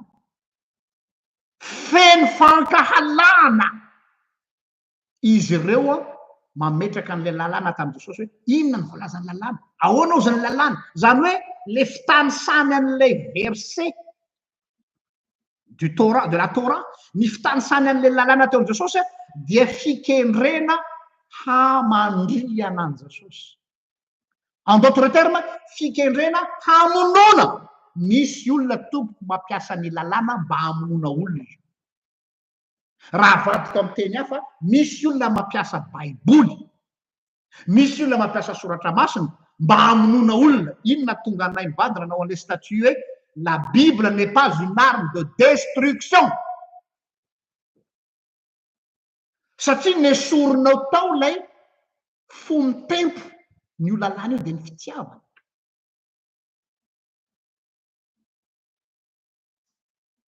Ary zany no ataontsika amin'ny olona. Nous faisons la même chose. Andrasantsika mitoronao ny olona, andrasantsika mikiokion-dalana ny olona, dia isika no miazakazaka miaraka amin'ilay lalàna, miazakazaka miaraka amin'ilay verset biblika ho lasa famaky hanapahatsika ny lohan'ny mpanota. Araka ny matotoko fazao dia mpanota ianao no zany dia meloka ianao dia manana zoa manapaka ny tendanao satria ianao mpanota. Zay ny usage de la loi amin'ny olona rehefa nesorinao am'le sève de l'amour dans la loi.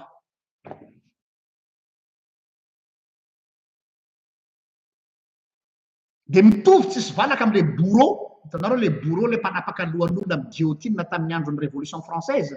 Lay vy milatsaka avy any ambony tonga dia tapahana ny lohan'olona dia le rangaha mpandatsaka an'iny no atao hoe bourreau. Be de be ny kristianina mampiasa ny baiboly sy ny soratra masina ho lasa famaky anapahana ny lohan'olona. Dia milaza hono izy fa mpitoro ny filazantsara, nefa zany filazantsara zany iny vaovao mahafaly. Or ny zavatra zay hoentiny dia fanapahan-doha. Ary maka plezira mihitsy izy manao an'izay. Izy zany no bourreau de Dieu. Ilay tanan'Andriamanitra mamono ny mpanota. tsy mba tahaka azy.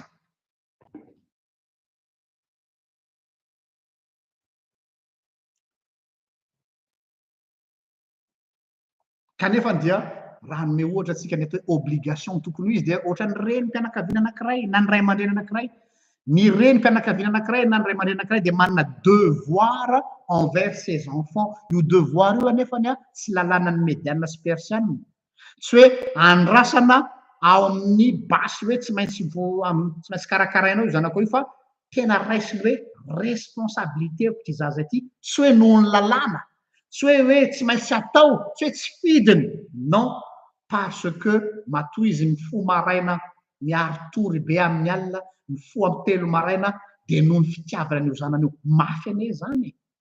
Fa azadino zany fa ny olona baiko ny fitiavana mahavita zavatra mihoatra noho ny takiny lalàna. Averiko indray, ny olona baiko ny fitiavana mahavita zavatra mihoatra lavitra noho ny takiny lalàna, mahavita se surpasser satria le fitiavana no mibaiko azy. Il a compris que le devoir, l'obligation, fruit de l'amour est efficace. Que le devoir, parce que c'est la loi qui le dit. Ny olona zay manao an'izy ty devoir tsy maintsy ataoko satria efa zay no andrasana amiko atao ahoana mo. Ny olo ohatr'ireny na tianao na tsy tianao a dia manana toe-tsainy pikarama 30 andro fanjava raiky. Fa ny olona zay miteny hoe tsy maintsy ataoko ity satria malahelo aho, satria tiako ty olona ty, satria tiako ty zanako ty, mahavita zavatra tsy aeritreretinao mihitsy iny ary zavatra zay tsy nandrasana taminy vitany.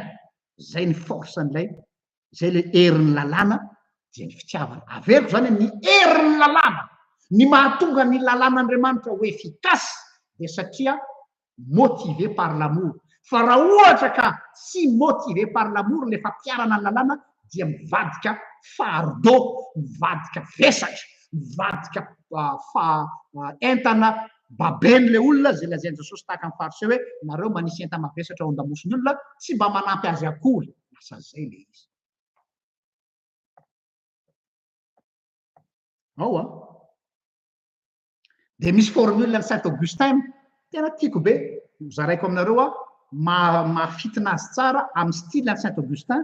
Dia zao ny tenin'ny Saint Augustin: aime et fais ce que tu veux.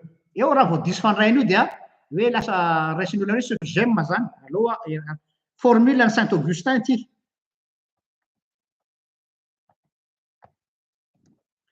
Io meko anareo ambany io: aime et fais ce que tu veux. Izy tsy miteny hoe fais ce que tu veux, io le olona libertin io, manao zay tiany atao dia mandeha araky ny filan'ny nofo dia manao baranahany. Tsy zay ny fampianarany herziany. Tsy hoe ataovy zay tianao. Avant que tu fasses ce que tu veux, est-ce que tu aimes d'abord cette personne? Et après, fais ce que tu veux. Awa. Zay zany Saint Augustin manao ny formule io hoe tianao ve babon'ny fitiavan'ny Kristy ve ianao? Resy lahatra le fitiavan'ny Kristy ve ianao?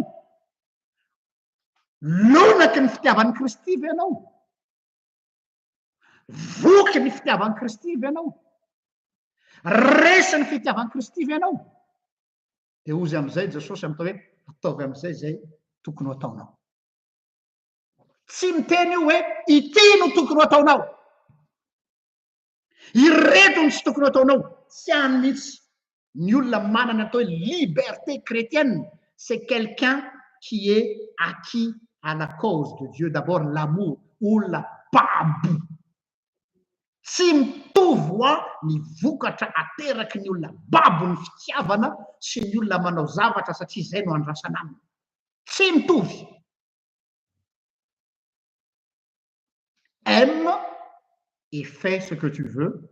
Oui, Saint Augustin. lève d'abord et tu sauras ce que tu dois faire. Zay izy. Tiavany zava-Andriamanitra ao amin'ny fonao rehetra sy ny sainao rehetra ary ny fananao rehetra. Tiavany namanao tahaka ny tenanao. Mazava aminao zay dia ozy amin'izay Jesosy hoe mandehana araky ny fononao. Jesosy tsy manome anao listana zavatra ho atao zany. Tsy misy listana hoe ty re anaka mba arao any amin'izay misy anao any. Ty re anaka aza mba atao. Tsy manao an'izany Jesosy.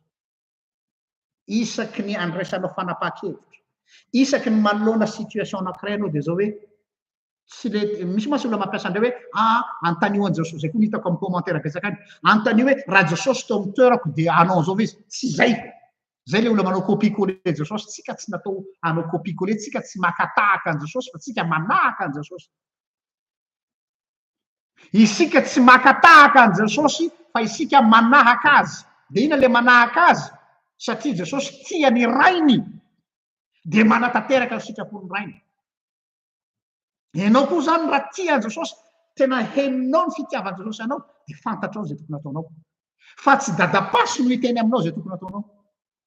Tsy ny communauté anao, FJKM, FLM, ECAR no midicteny zay tokony ataonao, fa ny fitiavan Jesosy anao no manosika anao any amin'izay aleanao rehetrarehetra. Zay ny tena etika kristianina tompoko raha tianareo fantory. Noho izany ny pitsopitsona lalàna rehetrarehetra atao amin'ny soratra masina amin'ny testamenta taloha zany ohatra za zao hoe ilay atao hoe misvots. Le misvots dia tsy inona zany fa ilay recommandation tolo-kevitra zay adika hoe commandement. Le commandement n'Andriamanitra tsy hoe baiko hoe ity ordre na tian'lahy na tsy tian'lahy, tsy zany mihitsy ny commandement, fa le commandement dia misvots no filaza azy. Dia io misvots io efa nitoriko teto tamindray alahady maraina ho an'izay manaraka le toriteny logos tamin'ny lahady farany teo, dia outil hitanareo ohatra ny fitaovana anankiray, ianao zao ohatra ny manao travaux ohatrany dia manana boîte à outils. Tsy mitovy na dia mahay mandrafitra toy iny arinao ka tsy manana fitaovana hoentina andrafetana, tsy manana fitaovana entina anamboarana azy, dia tsy mitovy na dia manana talenta toy inona fa tsy manana boîte à outils dia tsy mahavita n'inona ianao. Le misvots misaotra ny ry tantony, le misvots dia le mitzva dia ilay fitaovana consigne toromarika omen'Andriamanitra anao isaky ny ka mba hahatonga anao hivelatra amin'ny fiainanao. Tsy hoe mba hahafaly an'Andriamanitra, tsy hoe mba hahatonga an'Andriamanitra hoe mahafinaritra anahy kosa ny ataony Jean-Luc zany. Non, conseil, expertise n'Andriamanitra gratuit omeny anao mba hahafahanao mitaizany mahafahanao mivelatra amin'ny ataonao rehetrarehetra.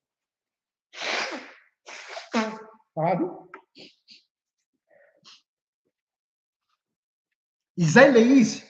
Donc zany tsy paramètre, tsy critère, tsy condition arahany mpino ny filazan'io mitzva io, fa inona filazany azy? Fitaovana omen'Andriamanitra anao mba hahafahanao miservir an'ilay amour. Averiko foana zany le raisonnement, ny visentsika, ny fikendrentsika zany dia zao hoe comment préserver la vie, comment aimer la vie. Tsy hainao nefa zay, Andriamanitra manome anao ny expertise, dia iny expertise n'Andriamanitra iny no omeny anao mba hahafahanao mipreserver an'ilay vie, dia nomeny anao le mitzva na le commandement izay tsy fepetra rahany na koa paramètre na condition hidirana ny lanitra, fa toromarika omen'Andriamanitra ahafahanao misepanouir. Mbola fitiavana koa ny ambadika izany tompoko lahy sy tompoko vavy. Fa tsy hoe zaho Andriamanitra dia teny tsy maintsy arahanao, raha fa tsy manao antena dia teny mahazo anao.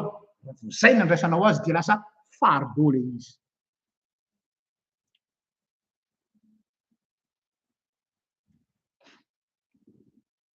ao izy a servir l'amour ny etikany raha manatombontso zafinandro zao ika zany de hoe aiza misy outil aiza misy fitaovana mba ahafahako miservira ny fitiavana. Je suis au service de l'amour, mais je ne suis pas au service d'une loi. Dia raha kapoka ray zany dia ozy Jesosy hoe didy vaovao nomeko anareo, didy vaovao zay izy hoe ozy Jesosy hoe aloha ary anao mise à jour didy am'izay. De ina le didy vaovao dia ny mba hifankatiavanareo. Iny teny Jesosy iny a tsy resaka hoe de manao bizobizoky namana be tsika on est copain copain, tsy resaka copain copain iny. Tsy resaka hoe fiarahana le hoe miara-mizotra atsika ho any Jerosalema tsy zany iny. Tsy hoe mifanoloranareo fitahina de miarabanao rahalahy tahiny Jesosy anao rahalahy tsy zany iny. Le didy mpitiavana de hoe ny lakile ny didy de ny fitiavana. Zay le didy mpitiavana. Ny lakile ny tsy ambaratelon'ny etika de ny fitiavana.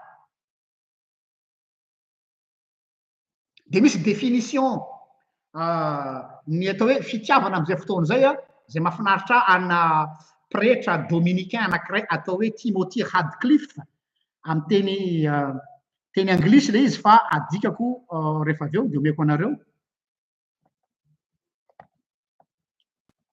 Ity ny tenin'ny Timothy Radcliffe zay hitako hoe raha vadika amin'ny fomba fiteny andavanandro any le hoe didy mpitiavana de ity.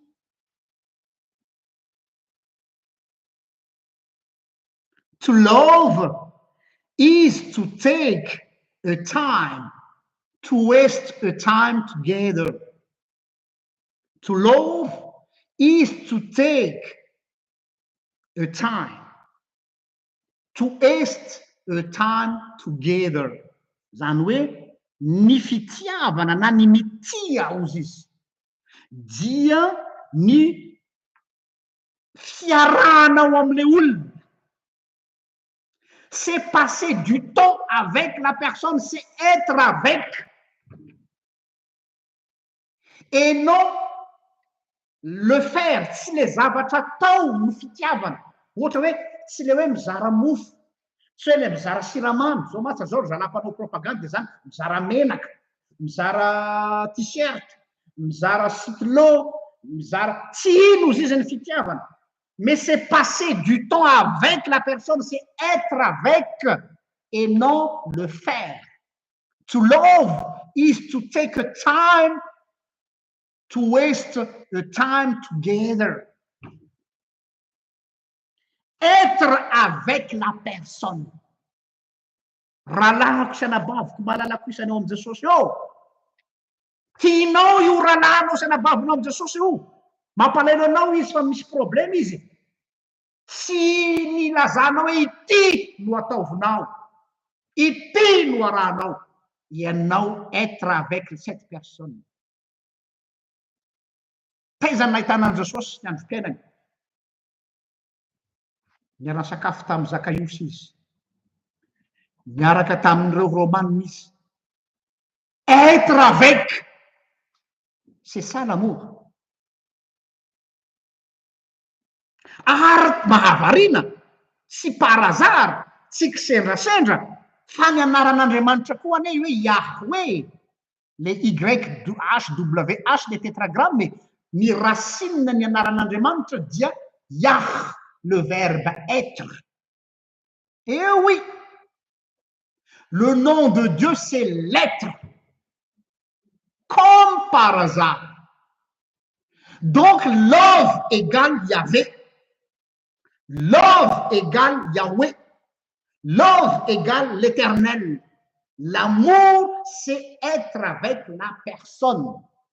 C'est partager le pain de la personne. Or, ny anarany Yahvé, YHWH, ny fototeny Yahvé, Yah dia c'est le verbe être. Je suis qui est. Je suis celui qui est. Je suis celui qui serait. Je suis. Ça indique qu'il y avait. Exodus tout faté l'on dit fait fou. Donc, c'est l'être qui est le plus important et non la voix. Tsy akian'le olona tsy ny zavatra nataon'le olona no mibana fa ilay olona no important amin'Andriamanitra. Ary eo tena tsy mampitovy ny lecture atsika mpanompon'Andriamanitra sy ny lecture an'Andriamanitra. Milaza ianao fa mpanaradian'Andriamanitra. Milaza ianao fa mpitondra ny afatr'Andriamanitra nefa ianao ny avoaran'le olona no important aminao fa tsy le être.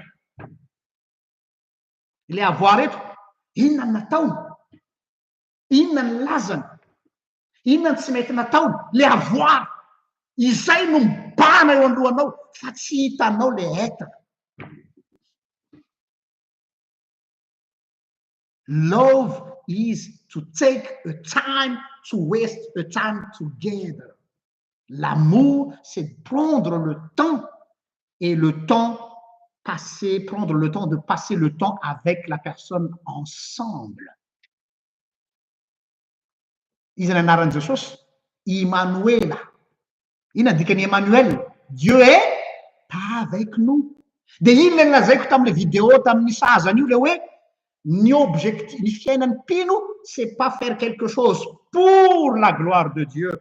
Ce n'est pas faire quelque chose pour Dieu, mais c'est d'être avec Dieu. C'est de marcher avec Dieu. C'est être avec le Christ et non vivre pour le Christ. Je vis avec le Christ, mais je ne vis pas pour le Christ dans le sens où en vue de. Miaraka. Indreo momba anareo mandrakariva ambara-pahatongan'ny fahataperana zao tontolo zao. Izay anenan'i Jesosy. Andaotsika hiaraka. Hiaraka aminao ao anatin'io zavatra zay tsy mampilamina anao io. Hoy vonona ny fampitantana aminao na dia zao aza no momba anao. Ny important amiko izy Jesosy dia enao fa tsy lay zava-bitanao. Manana an'izany kapasité zany ve ny mpanompon'Andriamanitra isany.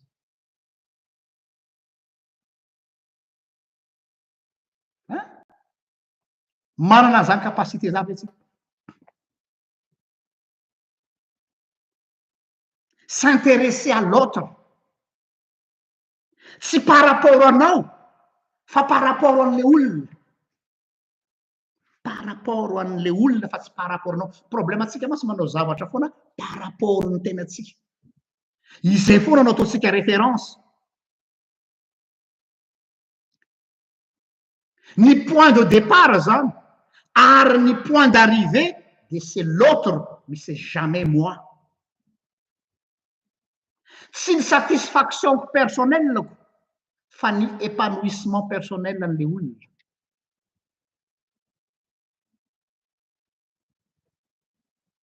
Ny matsikaiky matsy ary mampalahelo anatin'ity tantara ity dia zao. Rehefa mananatra olona atsika na miteny an'le olona dia zina ny formule fampiasitsika. Ny fitiavako anao anie no itenenako anao e. Ny fitiavako anao anie no itenenako anao e. Aza ataonao ty fitiavako anao anie no itenenako an'izany e. Fomba fiteny ihany zany fa efa avy nandratra an'le olona ianao. Efa avy nanivaiva an'le olona ianao. Efa avy nanaboretana an'le olona ianao. Efa avy nametaveta an'le olona ianao dia sainao no miteny fa fitiavako anao anie no itenenako izany. Sainao ve ny miteny hoe fitiavako anao no anaovako zany. Tsy par rapport anao no tokony anatonanao olona anankiray, tsy aza atao référence mihitsy ianao. Raha vo zay ny dynamique atsika mandeha manatona olona hoe ianao no référence, ianao no point de référence, dia tonga dia tsy maintsy any akady zay. Zay foana mahatonga anay miteny eto hoe zahay tsy modèle. Mifona aminareo azy teny modèle. Tsy modèle zay ary aza makatahaka anay fa zay mpanota mahantra. On n'est pas là pour vous donner un exemple. On est là pour à cheminer ensemble avec le Christ. Voilà notre ministère. Nous allons nous donner la main ensemble pour marcher avec le Christ. Ensemble. Voilà. Quelles que soient vos faiblesses, quelles que soient vos erreurs, quelles que soient vos défaillances, marchez ensemble avec le Christ. Fatsoe, za arao, za alautahaka. Raha vao izay ny etikanao dia ianao zany ny point de référence. Tsy référence ianao. Nataotsika hoe tena hikoizana azy ianao eo amin'ny tany amamonina. Tsy référence ianao. Mialatsiny amin'ny tena zava mety mafy be aminareo ngambany. Zany teniko zany.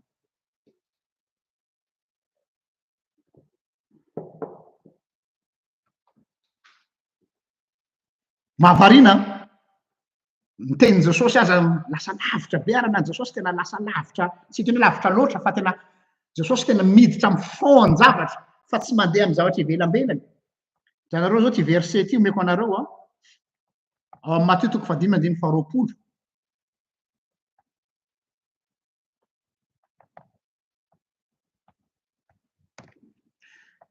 Matthieu 5:20. Misy an'izao teny zao. Fa lazaiko aminareo, raha tsy mihoatra noho ny an'ny mpanoradalàna sy ny fariseo ny fahamarinanareo, dia tsy hiditra any amin'ny fanjakan'ny lanitra ianareo. Raha tsy mihoatra noho ny an'ny mpanoradalàna sy ny fariseo ny fahamarinanareo, dia tsy hiditra fanjakan'ny lanitra ianareo.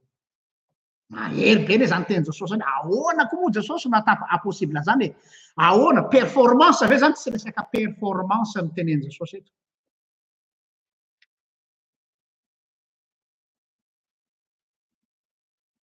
Tsy resaka performance hoe mifampitahy na mifaninana amin'ny fariseo. Fa nan Jesosy eto dia zao miazy mandeha any amin'ny mandeha au fond des choses, le tena any amin'ny fototry ny zavatra, sy le zavatra ety ivelambelany. Dia io Matthieu 5:20 io 5:20 io jereo ny toyany.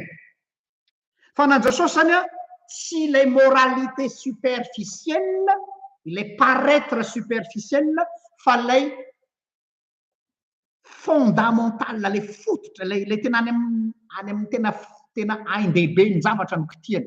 Dia omeko anareo eto le référence ahoana ny lecture ny Jesosy ny amin'ny lalàna. Matthieu 5:21-22. Omeko anareo eto.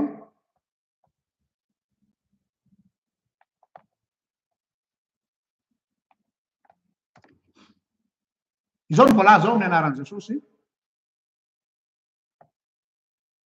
Efa renareo fa voalaza tamin'ny Ntaolo hoe aza mamono olona, zay ny lalàna. Ary zay mamono olona dia mendrika ho elohina fitsarana. Fa izaho kosa sy mijanona eo amin'ilay lalàna superficielle fa miditra tena hatrany amin'ilay eo amin'izay le zavatra hoe le didim-pitiavana anan'i Jesosy no ambony. Izay maninona ozy izy?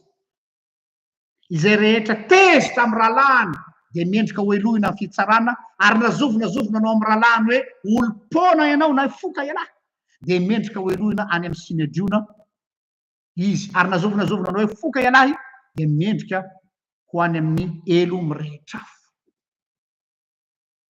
Ay zany nan Jesosy tsy le resaka littéralisme hoe nanatsatokantsy namono olona na misavy olona, fa ilay fankahalana mihitsy no atakeny Jesosy voalohany, satria iny no mahatonga ny olona mamono olona. Donc tsy le fahamonon'olona no mamaika hoe atao ahoana tsy hamonono olona, fa le fankahalana, zany hoe le source de problème. Izay zany nan'Andriamanitra. Nan'Andriamanitra zany ny etika izay tsy tovizany amin'ny morale. Ny morale zao dia hoe tsy azo atao mamono olona. Ny etika indray dia ny azy ny etika dia mandeha au fond du problème, le pourquoi du comment. Ina ny antony nahatonga anazy namono olona, io no kitihan'ny etika. Dia resaka fitiavana izany. Fehiny dia hijanona. Isan'ny argument faran'ny olona bibliciste, le olona le mandray verset anankiray le hoe ka zao ne voalazan'ny soratra masina hoe tsy maintsy zao, tsy maintsy tokony zao ny fitondran-tena. Dia ity verset anankiray ity zay zaraiko aminareo eto. ao amin'ny Korinthiana voalohany toko fahinana andiny fa 12. 1 Corinthiens 6:12.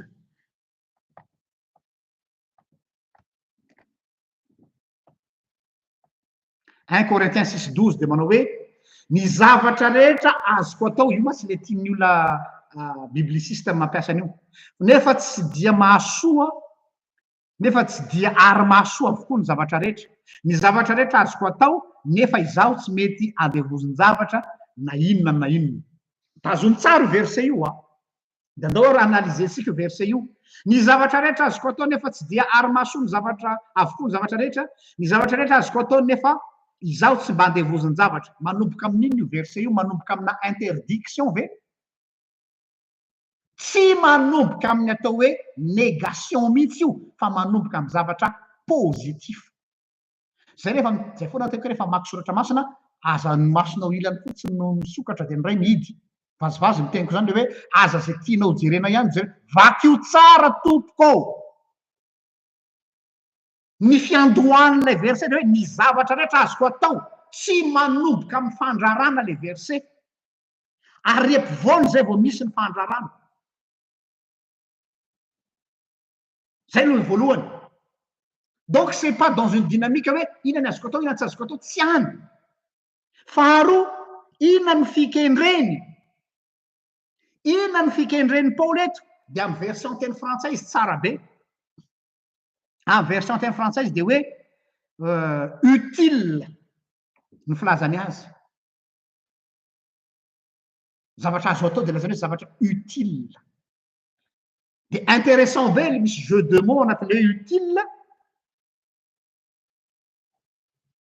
Ampiana F fotsiny ny utile dia mivadika futile. Misy zany zavatra anankiray ho lasa utile na le zavatra lasa futile. Zany hoe le zavatra zay manoloana anao ve utile sa le zavatra manoloana anao futile. Averiko indray, le zavatra manoloana anao ve utile sa le zavatra manoloana anao futile.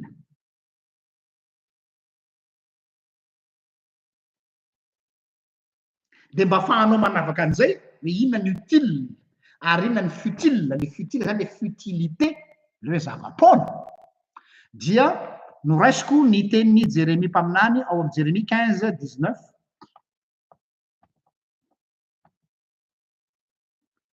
Zao ny voalaza zao Jérémie 15:19.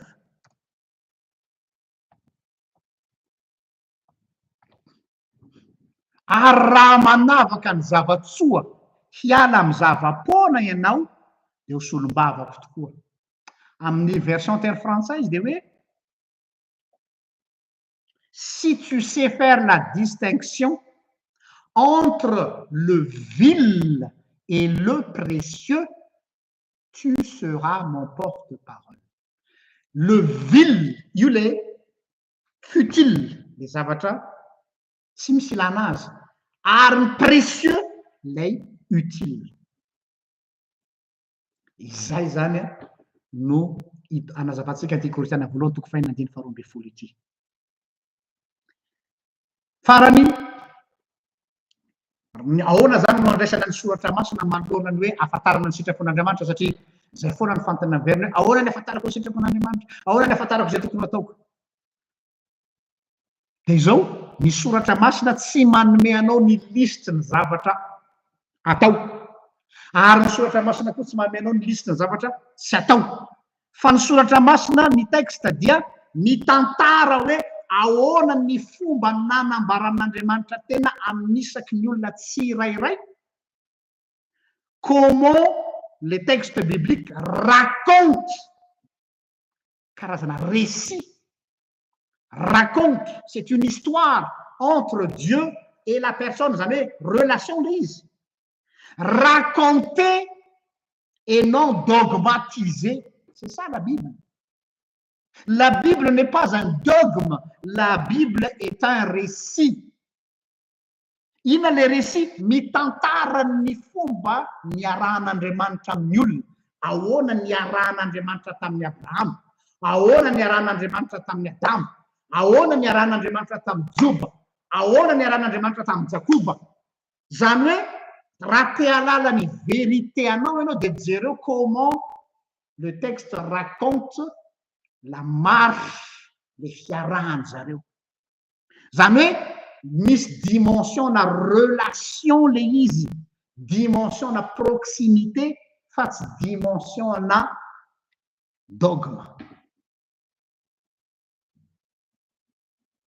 Ka izay no mba tonga le teny ao amin'ny bokin'ny Joba toko 2:20 manao hoe zay haitsika loatra fa adikako ihany na zanaty zany ho an'izay mbola tsy mahalala azy. Mifankazara amin'ny tsy toa dia iadana fa izany no eviany soa aminareo. Mifankazara amin'ny tsy toa fa izany no eviany soa atongavany soa. Zany hoe le fifampikasokasoanao, ny fiarahanao amin'ny Kristy no alalanao ny soa sy ny tsara.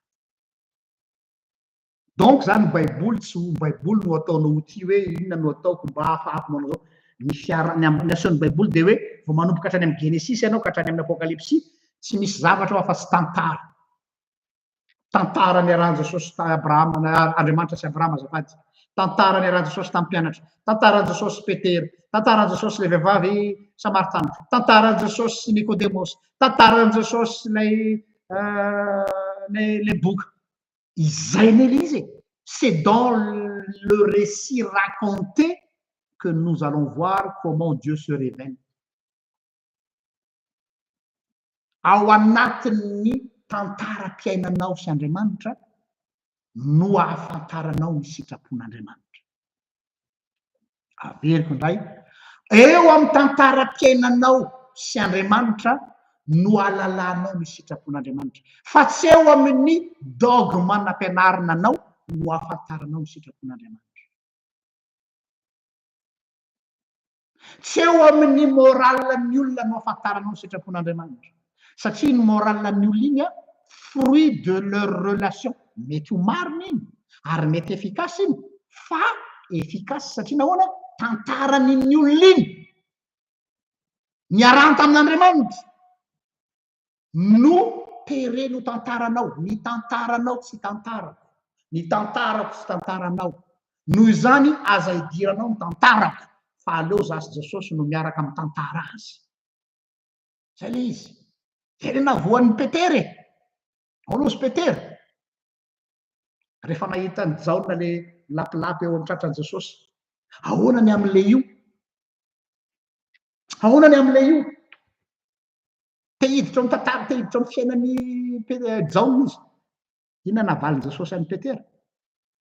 Ahoanao ina ny aminy fa ianao manaraha. Mafy be ne zany valy teny Jesosy zany e. Inona ny idiranao amin'izany Petera? C'est mon histoire avec Dieu. Il n'y a que moi et Dieu qui connaît mon histoire. Ary io tsy voazava ao anatina paramètre dogmatique. Sy ao anatina paramètre na lalàna. Ao anatin'ny tantaram-piainako sy Andriamanitra no ahafantarako ny sitrapon'Andriamanitra. Zay le tsy ambaratelo. Les relations-nao aminy, ny fifandraisanao aminy, le tantaram-pitiavanareo.